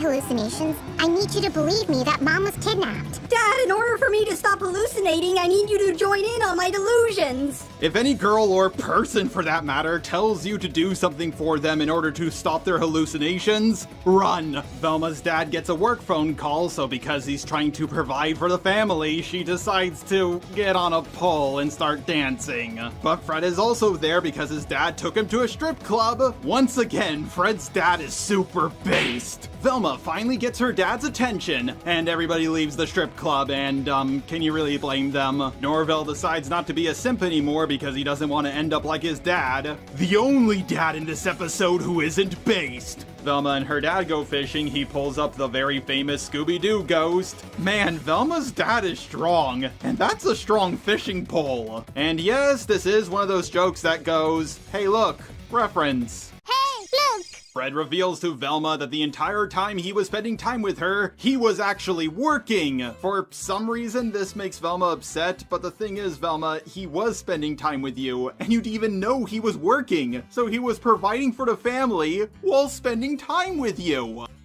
What do you want? It's not that simple. What do you want? Velma decides that her hallucinations are caused by trying to get her dad to love her, and this allows her to open the box. By the way, that's not what's causing her hallucinations, but we'll get to that later. What the fuck? It turns out there's nothing inside the box, and Norvell's mom just exposition dumps a bunch of stuff onto Velma. Also, Velma doesn't believe in ghosts, even though her and her dad literally just pulled one up while fishing. But I guess the writers just forgot what they written again. See, I suffer from short-term memory loss.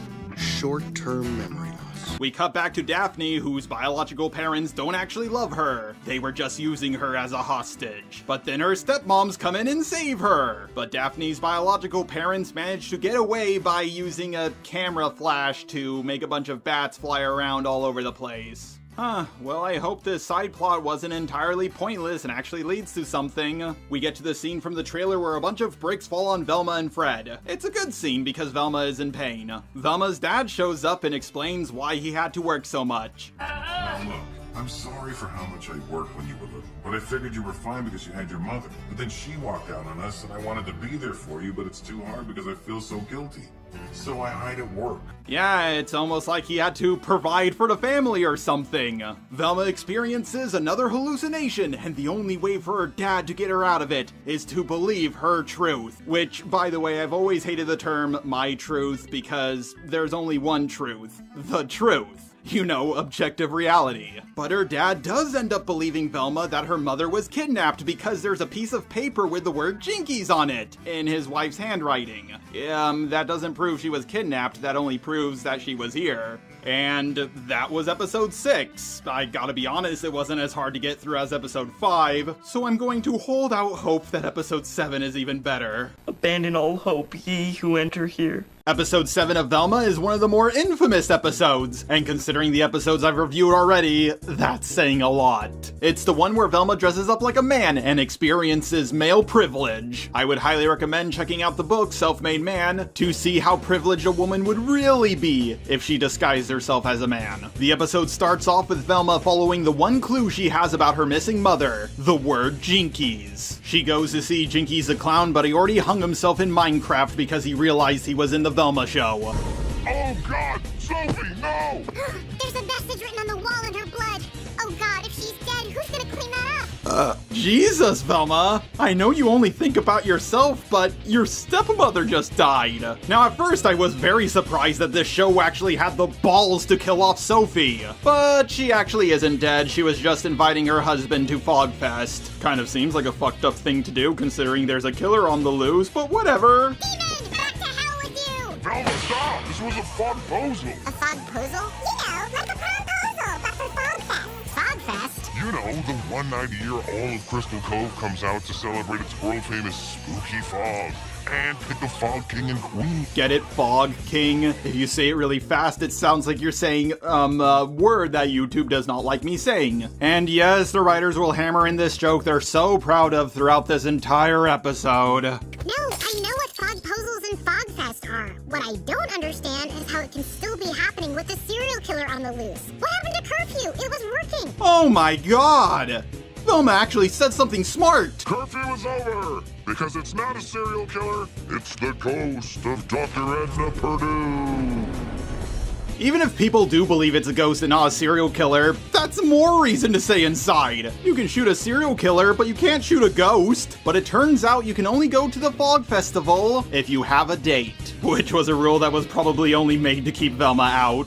Look, you're not the only one worried about curfew ending, Velma. Which is why no girl will be admitted to Fogfest without a date to protect them. Smart, right? Wait, girls have to have a date? Great, so Fogfest is not only dangerous, it's sexist too. Men on average have 26 to 40% more upper body strength than women. If there's a killer on the loose whose main target is women, a man should be with you to protect you. You can call it sexist all you want, but it's still a smart safety precaution. We cut to Fred, who's still simping for Velma, and his parents tell him that he needs to stop being such a loser. Norville gives Gigi a request to come to Fogfest with him, and she's like, I mean, in the last episode you were ignoring me when I was dying from a bee sting, and I also 100% believe that a ghost of your grandmother is killing those girls and scooping out their brains, so I'll think about it. I'm joking, of course. She doesn't just think about it, she immediately says yes. Norville, you're going to Fogfest? You can't actually believe this ghost BS about your grandma too. You're a man of reason. You talked me out of my flat earth phase. I don't care if this is the 18th time I've said this, but Velma is Mindy Kelly's self-insert. So was Mindy Kelly a flat earther at one point? Also, don't forget, Velma's supposed to be the smart one. So the Fog Festival has a bunch of magic fog that teleports people around to different locations. I'm not making this up. There has been absolutely nothing mystical in this show, aside from one throwaway joke about a ghost, but all of a sudden, 7 episodes in, there's mystical fog that can teleport people. Like, what the fog is going on? This fog can even switch the clothing of people. I've been working on that Jinkies code for days. The best thing you can do is let off some steam. And what is steam if not hot fog? I don't know, maybe you're right. But girls have to have a date to go, and my bottom of the barrel kill myself desperation date is taken. Wait, is she talking about herself? Fred throws money at Daphne so she will go to Fogfest with him.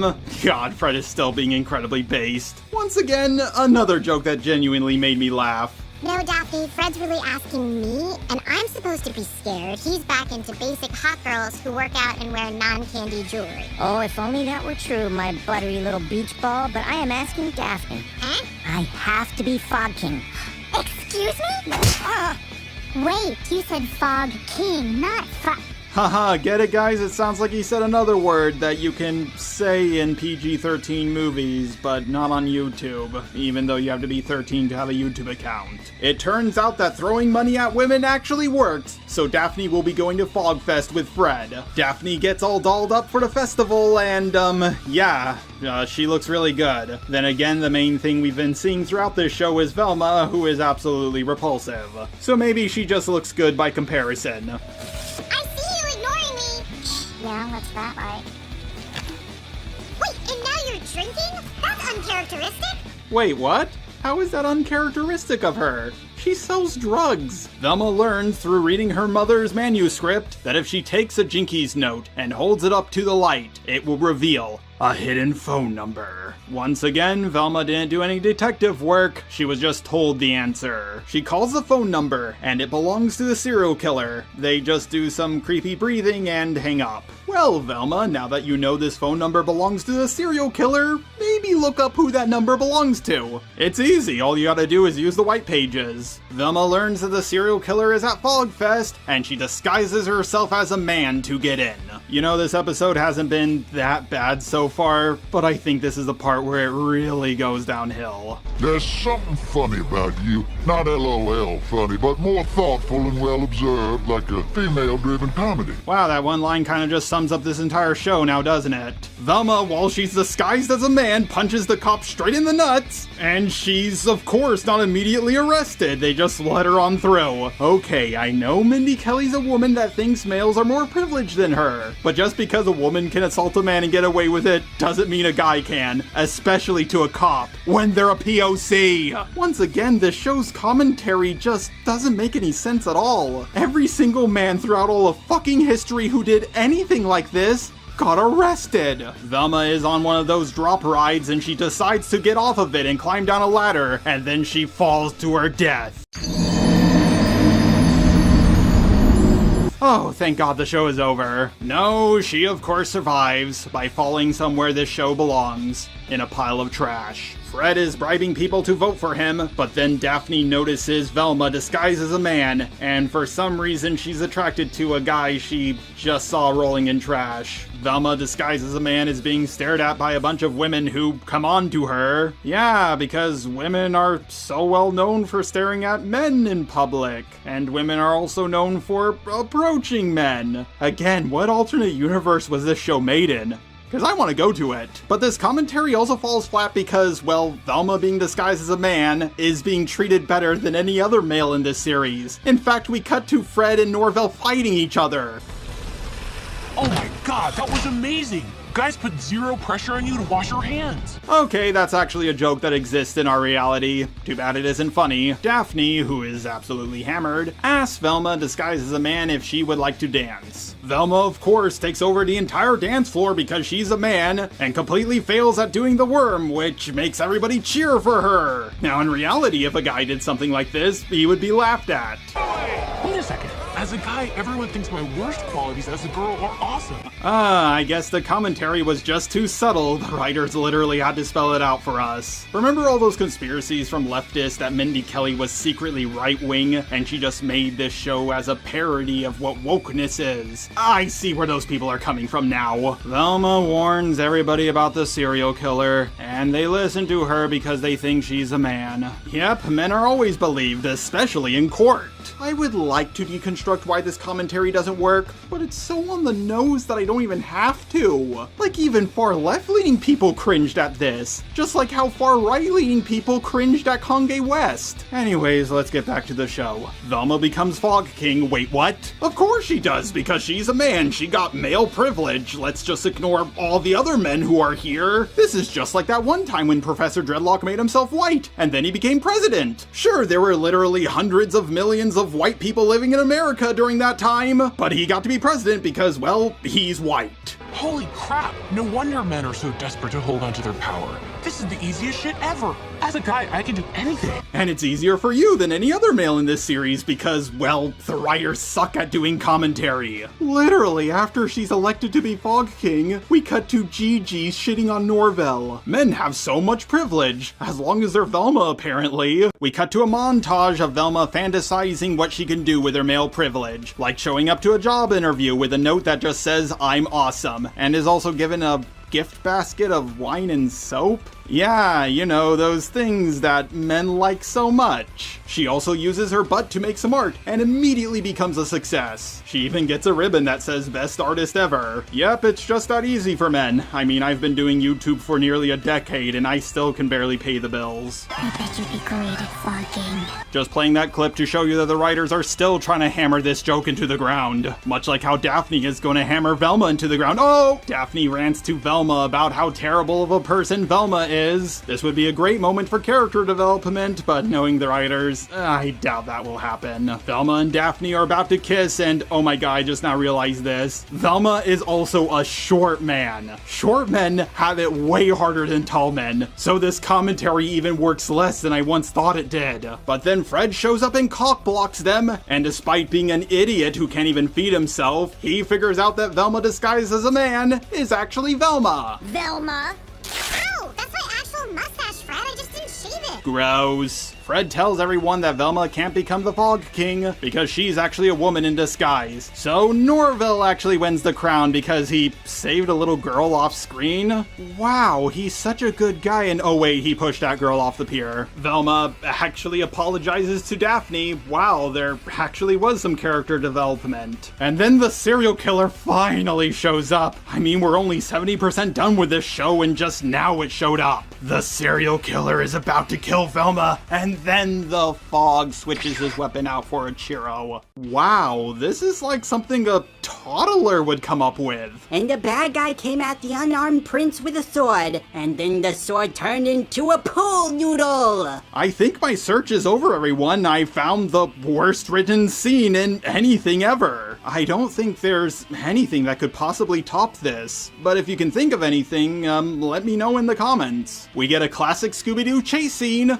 Stop! Going through doors like this isn't physically possible. Oh god, you're right! My entire perception of reality is crumbling!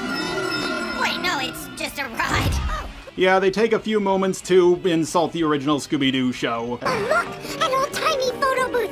We can disguise ourselves! Daphne, that's stupid! It will take at least 5 minutes to change! Who would ever stop to put on a costume in the middle of the chase? Still not as bad writing as the villain's weapon suddenly transformed into a churro. Oh my god, remember how in my Rise of Skywalker review, I brought up how so many super convenient things kept on happening for the plot to move forward, that I had to use quantum mechanics to explain how convenient it all was? If this was all replaced with Rey suddenly flipping a coin and it landing in her hand as a chocolate, I would say that this movie was actually more logical. Yeah, I didn't think the Velma show would actually do something like this, and I know the knife didn't actually quantumly change into a churro, it was the magic fog. But it's still pretty stupid. And something super convenient that happened so the plot could move forward. Anyways, they lose the serial killer, Norvell and Gigi make up, Velma has the serial killer's cell phone so now she can find them, and we get an after credits scene of Fred getting taken out by the serial killer. Okay, this episode didn't start off that bad, but it definitely became the worst episode of any show I've ever seen ever. It tops episode 4 of Kenobi and the Ahsoka finale. Just 3 more episodes to go, folks, and if any of them are worse than this one, I will definitely be impressed. Velma Episode 8. The episode starts off with a flashback of Velma and Daphne in kindergarten. Velma immediately decides that she's going to exploit Daphne for the rest of her life, and then she calls her mom an old bag.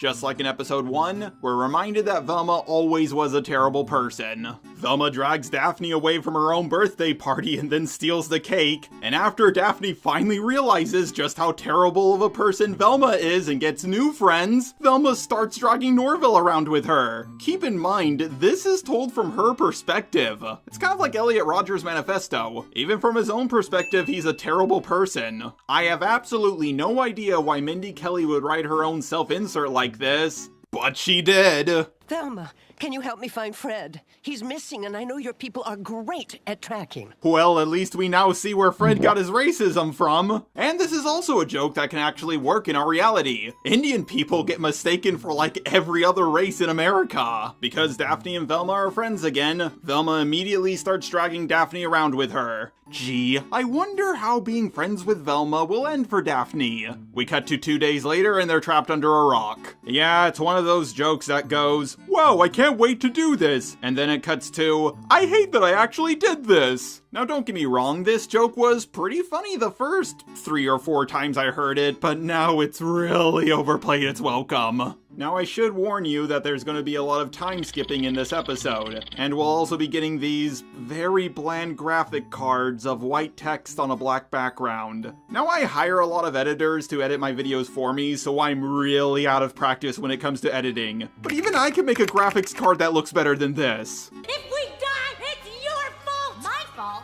Nothing is ever my fault! Wow, Velma is almost as narcissistic as the average writer in Hollywood. Daphne has a flashback and we cut back to 2 days earlier. Velma is trying to hack into the serial killer's phone. I've tried mustache fan, I took the red pill, and van owner. Ha ha, I get it. That's things that people who politically disagree with Mindy Kelly say. Now, personally speaking, if I was trying to guess the password for a serial killer's phone, I would put in the word Velma. Velma acts extremely possessive over Daphne just because they're friends, and she even insults her moms right in front of her. Remember that kind of friend you had in middle school that your parents didn't want you hanging out with? Well, Velma's the type of person who that kid's parents wouldn't want them hanging out with. We learned that Daphne used to hack other people's phones. But of course, we get some more self-referential humor.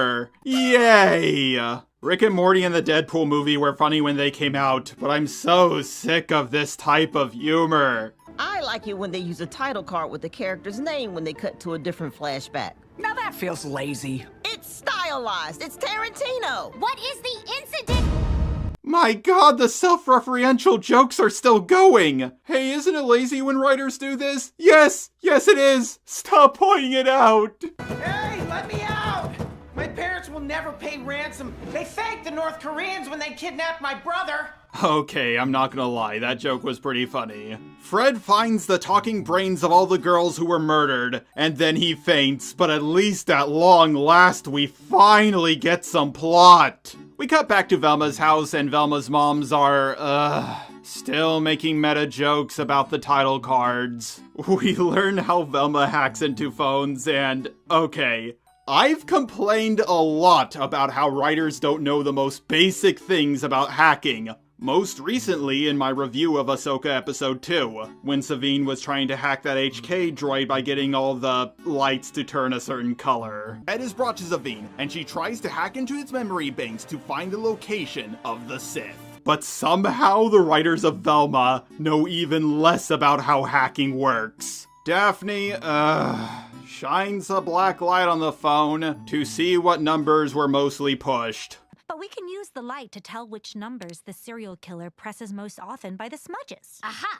So you did hack into someone's phone. Okay, I know they got the idea for this from National Treasure. But the thing is, that was a keypad that was rarely used. But this is a touchscreen phone. You know, a phone that people touch all over. And Velma was also pressing a whole bunch of keys herself earlier. This would never work in real life. All the writers have phones, they could have tested this themselves. This has to be the worst writing about hacking in anything ever. The password is 1234. Okay, first of all, it could be a different combination of those 4 numbers. Second, this wasn't Velma's first guess. Third, the serial killer is an absolute idiot for making their password so obvious. And fourth, Velma was guessing words like mustache and red pill. This is a number combination, it has no letters. So the writers literally forgot what they just wrote. So after Daphne was able to, hack the phone, even though Velma's the smart one and still hasn't solved any mysteries yet, literally everybody around her has been solving the mystery for her, they open the phone and they see that, the serial killer accidentally took a photo of their base. Yep, another clue that super conveniently fell into Velma's lap. We cut back to Fred, and the brains explain to him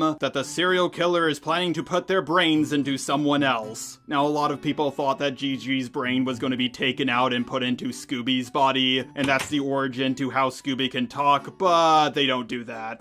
You going from Daphne to Velma is worse than going from a beloved cartoon to a playful reimagining. Whoa! I would never call this show a playful reimagining. It's more like, the worst show ever made. Because Fred is now a feminist, he wants to bang the brains. Ew. Daphne, come on, it's time to go look for the serial killer in the woods. And yes, saying that out loud for the first time, it sounds like a terrible idea, but... Hey, Velma, look. I'm sorry it's so last minute, but I can't go. What? Why not? I brought your favorite snacks. Water and pictures of Tom Holland. Okay, I have something embarrassing to admit. When everybody was obsessing over Tom Holland, I actually thought they were talking about the guy who directed the Langoliers movie. I now know it's the modern Spider-Man, but for the longest time, I thought people were talking about the director Tom Holland and not the actor Tom Holland. But Daphne wants to spend time with Olive instead so they can fight against discrimination against hot girls? I literally can't tell if the writers think that hot girls are discriminated against, or they're making a joke at the expense of hot girls. I think I understand Poe's law more now than ever. Velma throws a potted plant, then tries to gaslight Daphne by pretending that she's having another hallucination. Daphne's flashback finally ends, and we cut back to the present. And apparently Gigi is also trapped under the rock with them. Oh, and Norvell as well. Gigi claims that it's Norvell's fault that they're trapped down here, and we cut to her flashback. My parents are actually out of town, so could you be a gentleman and unzip me? Oh, say no more. I do this for my mom all the time now that she's perimenopausal and constantly bloats. Goodbye to her reproductive years, but hello to womanhood's beautiful final chapter. You're good? Okay, that was a pretty good joke. I know this show at least has one good writer. Norvell receives a message from Velma and asks Gigi if they can use her parents' cabin in the woods. Gigi thinks this is Norvell trying to put the moves on her, so she gladly agrees to go with him. We cut to Fred trying to cook a rat, and then it explodes. One of the brains in the jar thinks that Fred's incompetence is hot, so she starts hitting on him. But because Fred said it seems real, the brain no longer finds him attractive. Even when a woman loses her body, her standards are still impossible to reach. I can't believe I let you drink from my jar.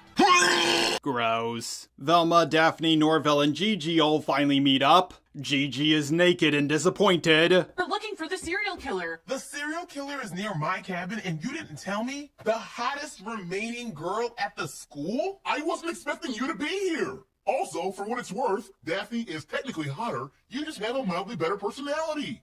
Ha! Now Norvell's based. We cut back to the present where Norvell tries to signal for help. A helicopter comes to rescue them, but then they leave without saving them because a rich white kid is missing.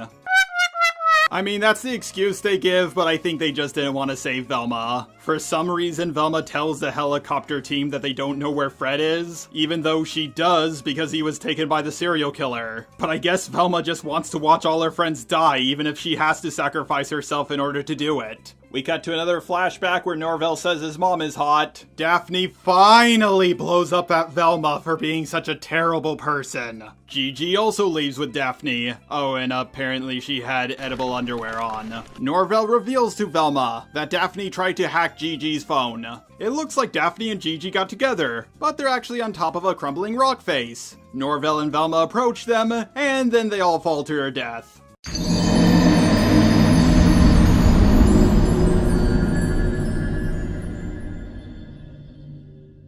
Daphne admits that it's all her fault that they're in this situation, even though it's clearly Velma's fault. They learn that they can move the rock and get out of here, but only if one of them gets crushed to death. Well, the choice is obvious, pick Velma! The rock gets dislodged, they fall down the ravine, and they of course survive. Did I die and go to hell? No. I've been asking myself the same question ever since I started reviewing this show. Velma yells out for her mom, which nearly causes the cave to collapse. For some reason, her shouting can make the cave do that, but not the rock loudly crashing down. A stalactite falls down and Norvell tries to save Velma over his girlfriend Gigi. We cut to Fred, who I think just got done sleeping with one of the brains. And apparently he's been dating all three of them. It's a love square. I mean, I've heard of mindfuck, but this is on a whole nother level. Velma finally apologizes to Daphne for being an absolutely horrible person. And maybe we're both too messed up to be friends. So maybe it's time we try being girlfriends. Girlfriends? That's just dumb. If you can't stand each other as friends, you shouldn't be in a relationship. Fred sees Velma come through the door and he throws a brain at her, but unfortunately he misses and hits Daphne. The cave starts collapsing. They all grab the brains and start running out. Velma has to jump over an incredibly small gap, like, look at this. It's not even a foot long. But the crack opens up wider and Velma finally falls to her death. But then her mom shows up and saves her. Yep, her mom showed up at the perfect time. One could say it's a super convenient thing that happened for the plot to move forward. Now get in this mystery jalopy!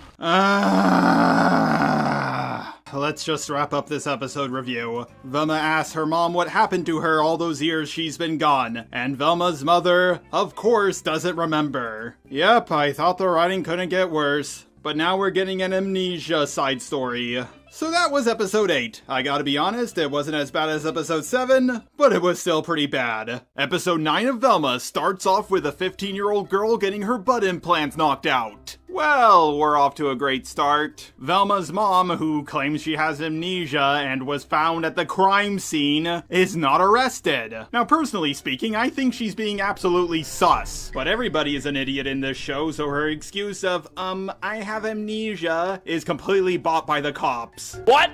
What? What?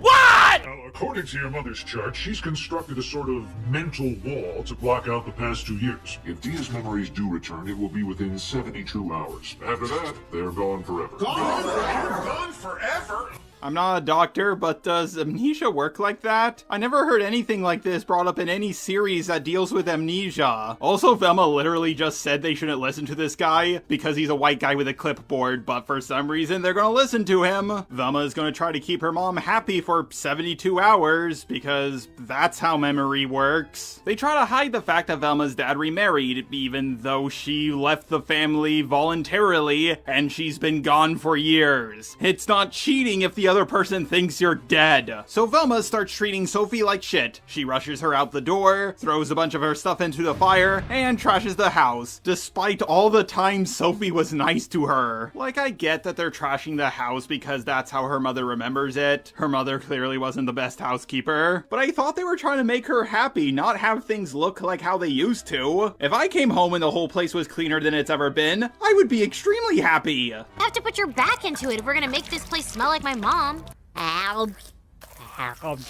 Why are you like this? I take back what I said about Velma's mom not being the best housekeeper. She was just a horrible mother. I completely understand why her dad remarried after she left. I'm starting to understand how Velma ended up the way she did. Now, the girls' brains in jars are having a welcome back party, and Velma and Daphne think they're going to upstage them by going as a couple. A lesbian couple isn't more unique than a living brain in a jar, let alone 3 of them. Then again, Velma being in a relationship with anyone is pretty extraordinary. It's fine. I'm popular enough for both of us. You just relax and heavily medicated trophy wife it. Trophy wife is the last thing I would call Velma. Velma's mom holds her old glasses and it triggers a memory. She went to Fred's family manor, which we already knew about. Velma finally opens up the present that has been built up since episode 1, and it's a pair of shoes. Yep, it's an anti-Chekhov's gun. I don't know what happened, but I'm really sorry about I have blue balls, that's... Velma's mom gets upset because she missed so many years of her daughter's life, which, personally speaking, if I missed so many years of my daughter's life and my daughter was Velma, that would make me happy,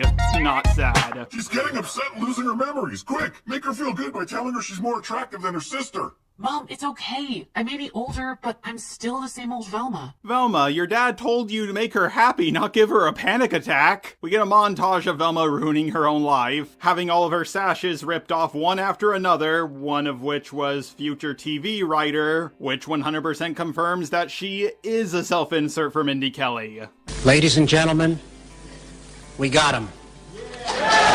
Bring me your report cards. I'm sure the happiness I feel will help me remember everything, and we'll finally catch the serial killer. Okay, I've seen this entire show, so I know her mother really does have amnesia. But when I first saw this, I thought Velma's mom was just fucking with her. The brains in jars decide to revoke Velma's popularity because she left them for dead in the mines. But wasn't Velma the one who saved them, so shouldn't her popularity skyrocket? Also, we see the two gay guys from before making out in the background. I don't know, maybe this same-sex couple is trying to upstage the brains or something. I'm out for two-timing the brains in the caves. Even the girl who pretends to be a cat won't talk to me anymore. Whoa, Fred, be careful. That person could go by neo-pronouns. And that's my one joke for this video that will piss off the Art CC. Velma decides to interrupt Norvell while he's in the middle of a state champion fencing competition, and he loses out on $1 million.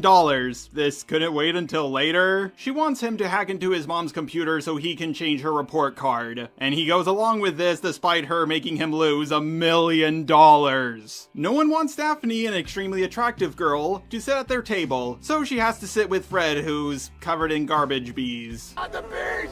Not the bees! Do you see where being friends with Velma gets you in life? Then one of the popular girls throws a chicken leg at Fred. You know, he may no longer be popular, but he's still rich. He can still mess you up, you know that, right? Norvell gives Velma the fake report card. He gave her an A+ in everything, except for gym. I guess he wanted to make it as realistic as possible. Norvell, thank you. Sincerely, you're an incredible friend. Oh no! The serial killer is here to finish the job! And it's all your fault because you took too long to get me my new report card! God, Mindy Kelly, Velma, is such a horrible person. Why does anyone spend time with her again? It turns out it's not the serial killer. It's just a poor mother looking after her baby. She was literally kicked out of the house into the cold. She just needed a blanket for her baby. Wait, you lived here? Amon, did you have an affair and a baby while I was...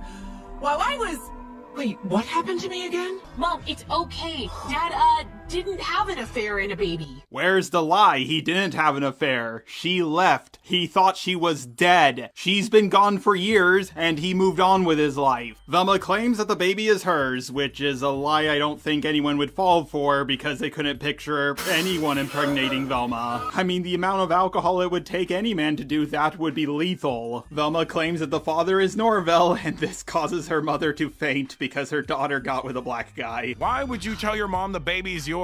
She's already had an unwanted baby in her life. Once again, Velma's dad is being based. Because we have to protect her memory, and anything's better than learning your husband cheated on you the instant you were kidnapped. He didn't cheat! For the last time, he thought she left! And possibly was dead! Although I will say him getting with the waitress just 6 weeks later is not a good look on him. Okay, Velma's mom didn't faint because her daughter got with a black guy. She actually fainted because some of her memories returned. She found the lab entrance, but it was bricked up. So she went down a secret entrance through a well. She got attacked by a bat and then bit its wings off. I'm not joking, that's how she described it. I don't like that you had a baby. But even though Amon and I had our problems, it's better than him having cheated on me. Oh my god, shut up! Sophie finally can't take any more of this insanity and snaps. And honestly, I can't blame her. She gets Velma's dad to give her a ton of money before she leaves. Thank you, but now that the truth is out, Velma and Norvell can look after their daughter themselves. Like hell we can! I mean, of course! How hard can watching it be? Right, Norvell? Norvell?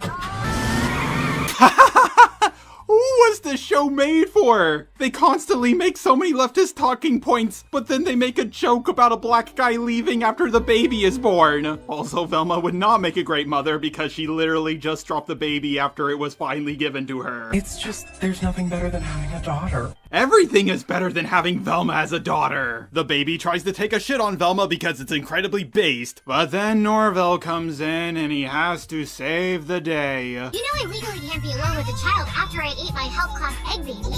I just want you guys to know that Mindy Kelly made a self-insert of herself that eats babies. Sorry, had to go tell my parents what we're doing. My dad is very excited. My mom, however, wants me to transfer schools and find better friends. Norvell's mom is also incredibly based. Velma, she's hungry. She's not hungry. When I showed her my boobs, she fainted. Okay, first of all, gross, and second of all, did Velma not take sex ed or something? Women don't start lactating until after they become pregnant. Daphne comes over and Velma actually says some sweet things to her. Huh. That's kind of out of character for her. Daphne learns that Velma is pretending to be in a relationship, so she decides to fake her own relationship with Fred to be popular again. Wait, what? Velma's the one who saved the brains, so if you were in a relationship with Velma, you would get your popularity back. But instead, she's going to pretend to be in a relationship with Fred, who's also unpopular because the brain said so. Oh no! Fred! What happened? Don't tell me your father's kinks are genetic. I've said it a few times and I'm still gonna say it. Fred's dad is incredibly based. It turns out that Fred was practicing being swirlied and he passed out. Daphne tells him that they should rekindle their relationship so they can become popular again, and Fred's mom tells her that she wishes her son was more like her. Pay attention to this because it will become important later. Surprisingly, them being in a relationship again works. Somehow. Also, I have no idea how Fred became the unpopular kid when he goes to school in a limo. Rich kids always become popular at school because they can get you stuff. Velma passes off the baby onto Norvell's dad because she's such a horrible mother. Fred and Daphne stage a fake fight so everybody can catch it on camera. Oh my god, it's just like Prince Harry's relationship. Norvell is fencing at the Virgin Convention. Wait a second, isn't he pretending to be Velma's baby daddy? So wouldn't people assume he's not a virgin? Also, I don't know that much about fencing. I literally only took one class in it, but are fencers stereotyped as virgins? Like, where does leftist media get their stereotypes from? This is like when BuzzFeed said that eating fried chicken was a non-white stereotype, when it's obviously a black stereotype. Daphne and Fred's plan to take away the popularity from the brains works. Somehow. And Velma continues being a terrible mother by letting her fake baby put fencing swords in its mouth. Do you know how many germs are on those things? And pulling its tiny blanket off while she sleeps. Even when she's unconscious, she's a terrible person. Velma's mom, witnessing her daughter being such a terrible mother just like her, gets another flashback and it's revealed she's not actually the serial killer. Velma, I changed your grades. I agreed to be the fake father of your fake baby, but I will not compromise my journalistic integrity for you.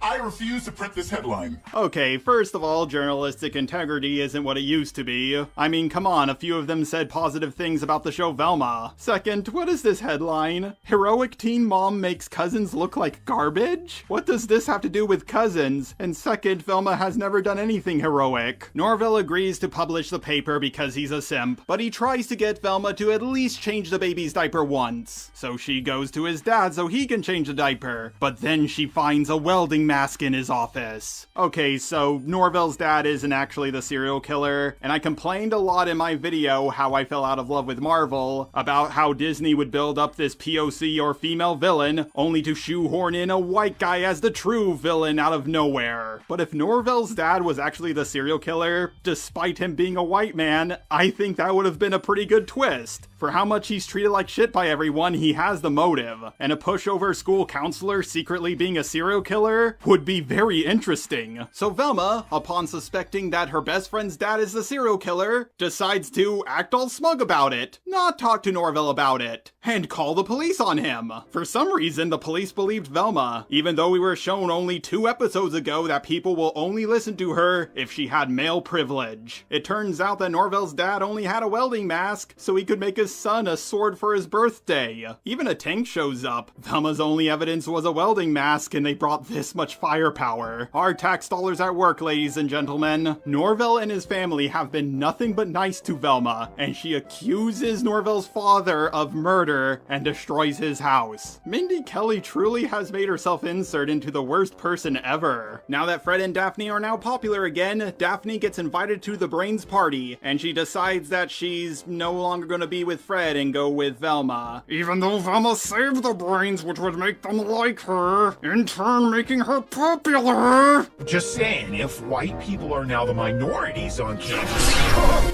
Wait, what the hell was that? Fred's mom is interested in giving Daphne a job at her company, and it's revealed that Fred's dad is spying on them, and he's very unhappy with his wife's actions. This is unbelievable.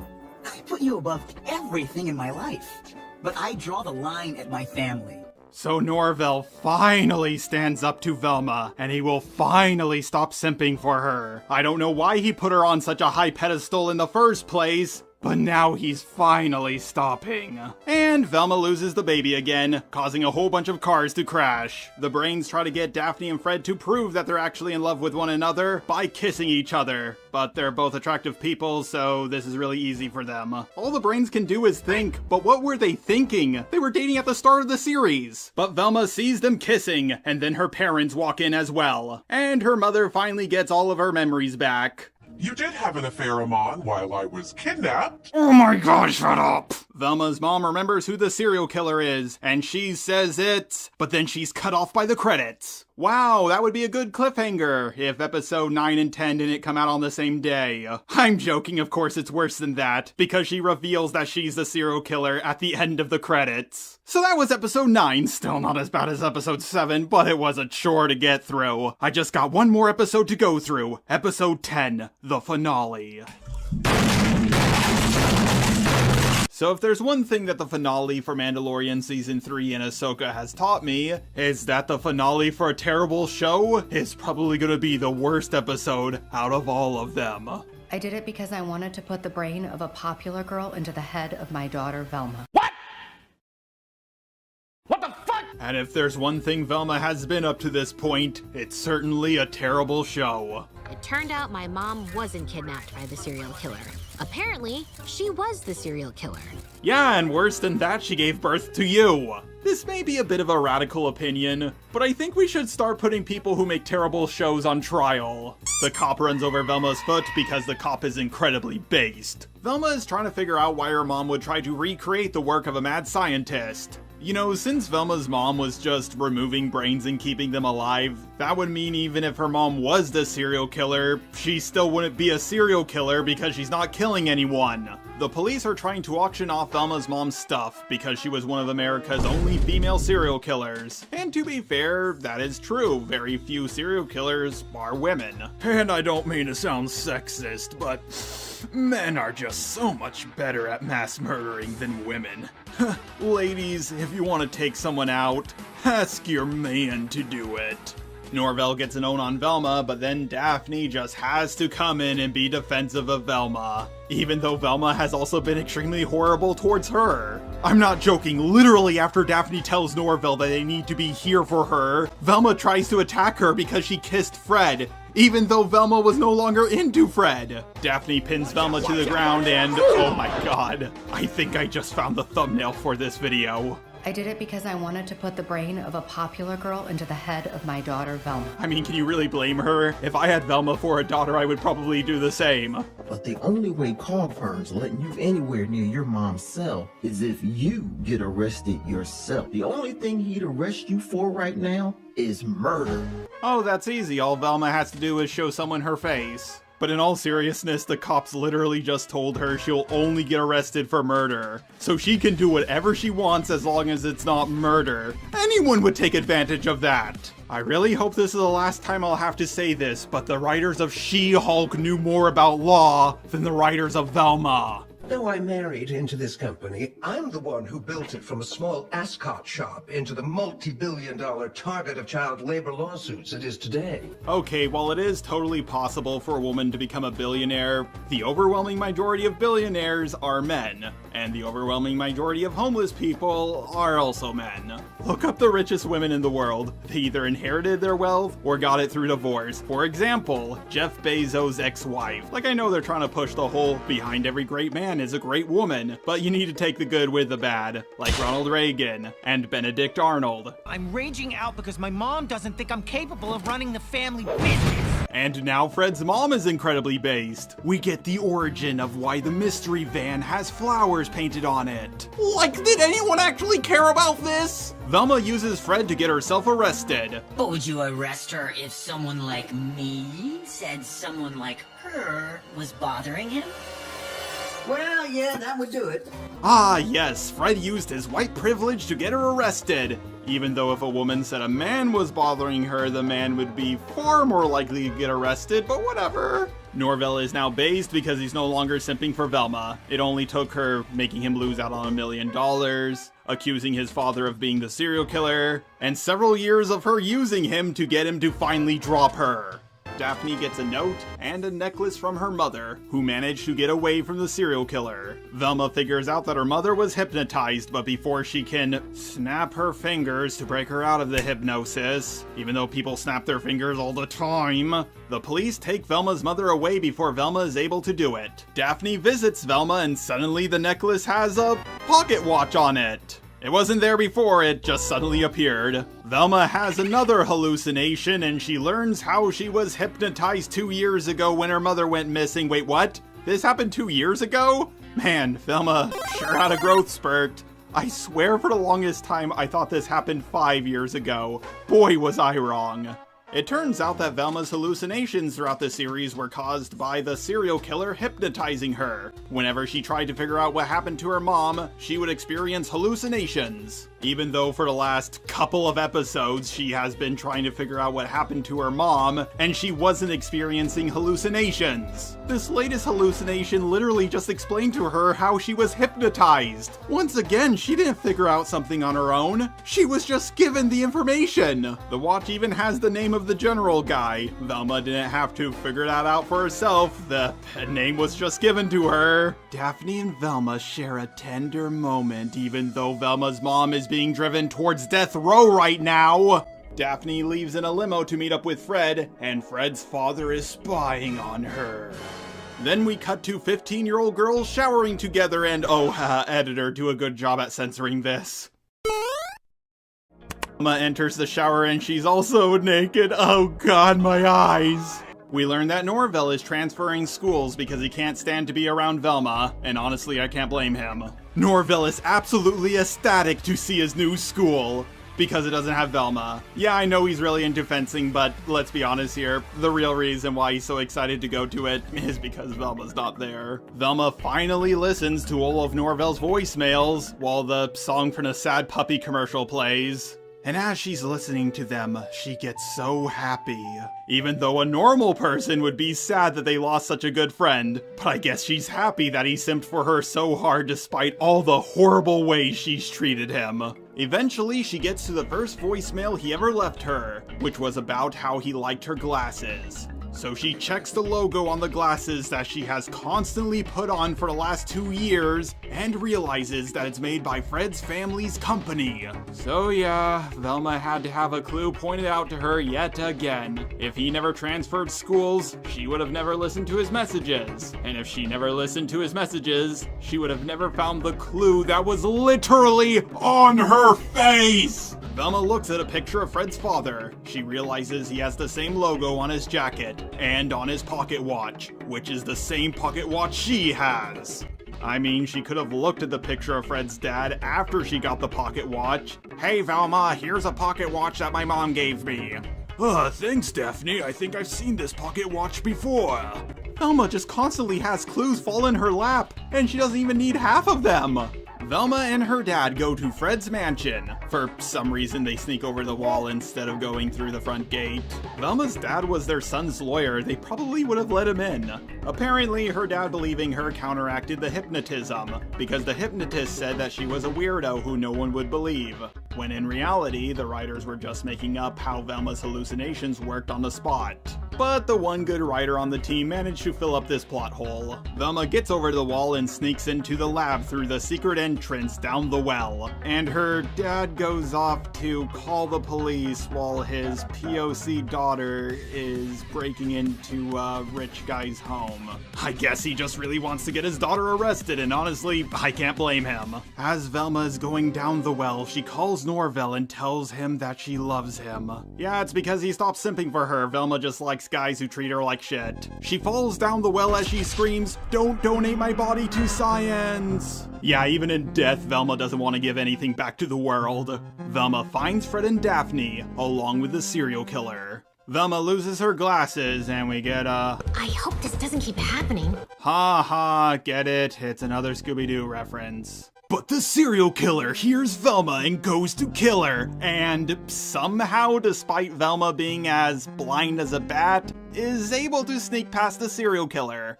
Well, you got me. By all accounts, it doesn't make sense.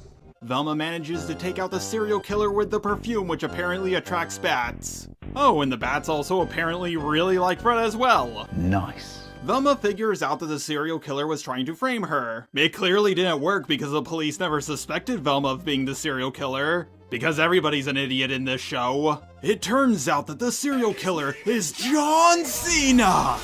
I'm joking, it's Fred's mom. And I'll give the show credit for one thing. I did not see this coming! And I'll also give it credit for making the villain a woman. With how rare it is for people with 2 X chromosomes to be the villains nowadays, it's no wonder why I didn't see it coming. Okay, so Fred's mom's plan was to swap Daphne and Fred's brain. Because Fred is completely incompetent, which is partially her fault since she raised him. Also, apparently, she's the daughter of the general who did Project Scooby. Her father tried to take credit for, Dr. Purdue's work, and Dr. Purdue, not wanting a man to take credit for her work, destroyed it. And Velma's mom found Dr. Purdue's journals, so Fred's mom hypnotized her into rebuilding the lab. Okay, but why pick the brain of a hot popular girl? We're literally the only murders people care about. Because I wanted someone like me. An ambitious, status-conscious young woman who could appreciate what she might achieve as the male president of a global corporation. Yep, this is all about male privilege. Apparently, if a hot girl's brain was put into a male's body, she could do anything. Like, I should be more angry and complain about this more, but this is so cartoonishly on the nose. But now I see the perfect brain for Fred is the one I tried hardest to keep away. She means perfectly terrible, right? Because Velma literally had all the clues for this mystery given to her. Fred's dad shows up and he's hypnotized. Velma can tell because of the eyes, even though neither her nor her mom's eyes changed when they were hypnotized, but the writers just don't care about their own rules. I had no choice. The poor fool figured out what I was up to. How? Because he saw you talking to Daphne? Victoria, think this through. Once my brain isn't Fred, I'll just go to the police right after I've looked at myself naked. No, you won't, Velma, because not only are you brilliant, who more than you would truly appreciate the advantages of being a handsome, rich, white man? Okay, first of all, Velma isn't brilliant. I explained enough already how she had other people solve the mystery for her. But even if she was brilliant, she has no idea on how to run a company. Also, considering that Velma is Mindy Kelly's self-insert, does Mindy Kelly just want to be a white man? Mindy Kelly, you're already one of the most privileged people in the world. I mean, after all, you made this show and people didn't literally crucify you for it. Advantages? You think we like being president of the United States 97% of the time? Which is a job you have to be voted in for, and people will literally vote for Trump over a woman. I'm joking, of course. That wasn't a woman, that was Hillary. And she did get the popular vote. But in all seriousness, less than 50 men throughout all American history were president. Sure, the most powerful people tend to be men. Most billionaires, all presidents, and so on. But men also take up the majority of the lowest positions in society. 80% of homeless people are men. The overwhelming majority of prisoners are men. And absolutely lowest of all, most YouTubers are men. But why is that? It's almost like men are more biologically prone to take risks. Having spent time with the brains, I was reminded that hot popular girls your age don't yet realize just how much the deck is stacked against them. Ah yes, no one has the deck stacked up against them more than hot girls. Especially the ones who make millions of dollars off of OnlyFans. Velma talks about how privileged Fred is, even though he's about to be murdered. This pisses off Fred and he gets a rage boost. He wrestles the gun away from his dad. Fred's mom makes a run for it, and Fred saves Velma. So are the writers trying to tell us that rich white guys suck, but they will also save the day? Also, I'm gonna be real here. Fred is the only one with character development. Fred is about to take out his mother. Oh, he looks so badass. But then she of course tricks him by saying that she was possessed by the ghost of Dr. Predator. You know, Fred, she may have the gun, but she still needs your body, so she's not gonna shoot you. Daphne simps for Velma super hard, and they kiss. But Velma only likes people who treat her like garbage, so she says, "I love you, Norvell." But then Norvell shows up. Fred's mom shoots at him, and he deflects the bullet with his sword? Wow, Norvell quickly became the best character. He even knocked it into a stalactite that falls on Fred's mom. Velma twerks while covered in blood. I don't know what to say. It's over. It's finally over. I know, right? I'm finally done reviewing this show. Oh no, wait, I still have a few more minutes to go. Velma and her friends are rewarded with the keys to the city, and then they immediately start fighting with each other. Velma watches a horror show with her mom after she locked her dad, his new wife, and their baby outside, because Velma just can't stop being a horrible person. Norvell is really disturbed that he killed Fred's mom, and his dad tells him to, try some marijuana. Oh my god, in my first Velma video I was right! At the end of the series, Norvell the Black Shaggy did like drugs. And finally, they try to set up a second season, which still hasn't happened and probably never will happen. And then the episode finally ends. Holy crap, yeah, that was a really bad finale. But it still wasn't as bad as episode 7. Anyways, it's now time that I move on to my ending thoughts. Wow, just wow, it took a while, but I got through the entire series of Velma. Unless, of course, they make a season 2, which I heard they're actually not doing. Yeah, that point of mine aged like milk. But don't worry, my full review of Velma season 2 is almost finished. Here's the thumbnail for it. But is this really the worst series I've ever reviewed? Well, I'll give it credit for one thing, it did make me laugh a handful of times, which is certainly more than I can say for She-Hulk. And it didn't piss me off as much as a lot of Marvel and Star Wars shows did. They fly now! Now that the hatred for it has died down, is it really the worst show ever made?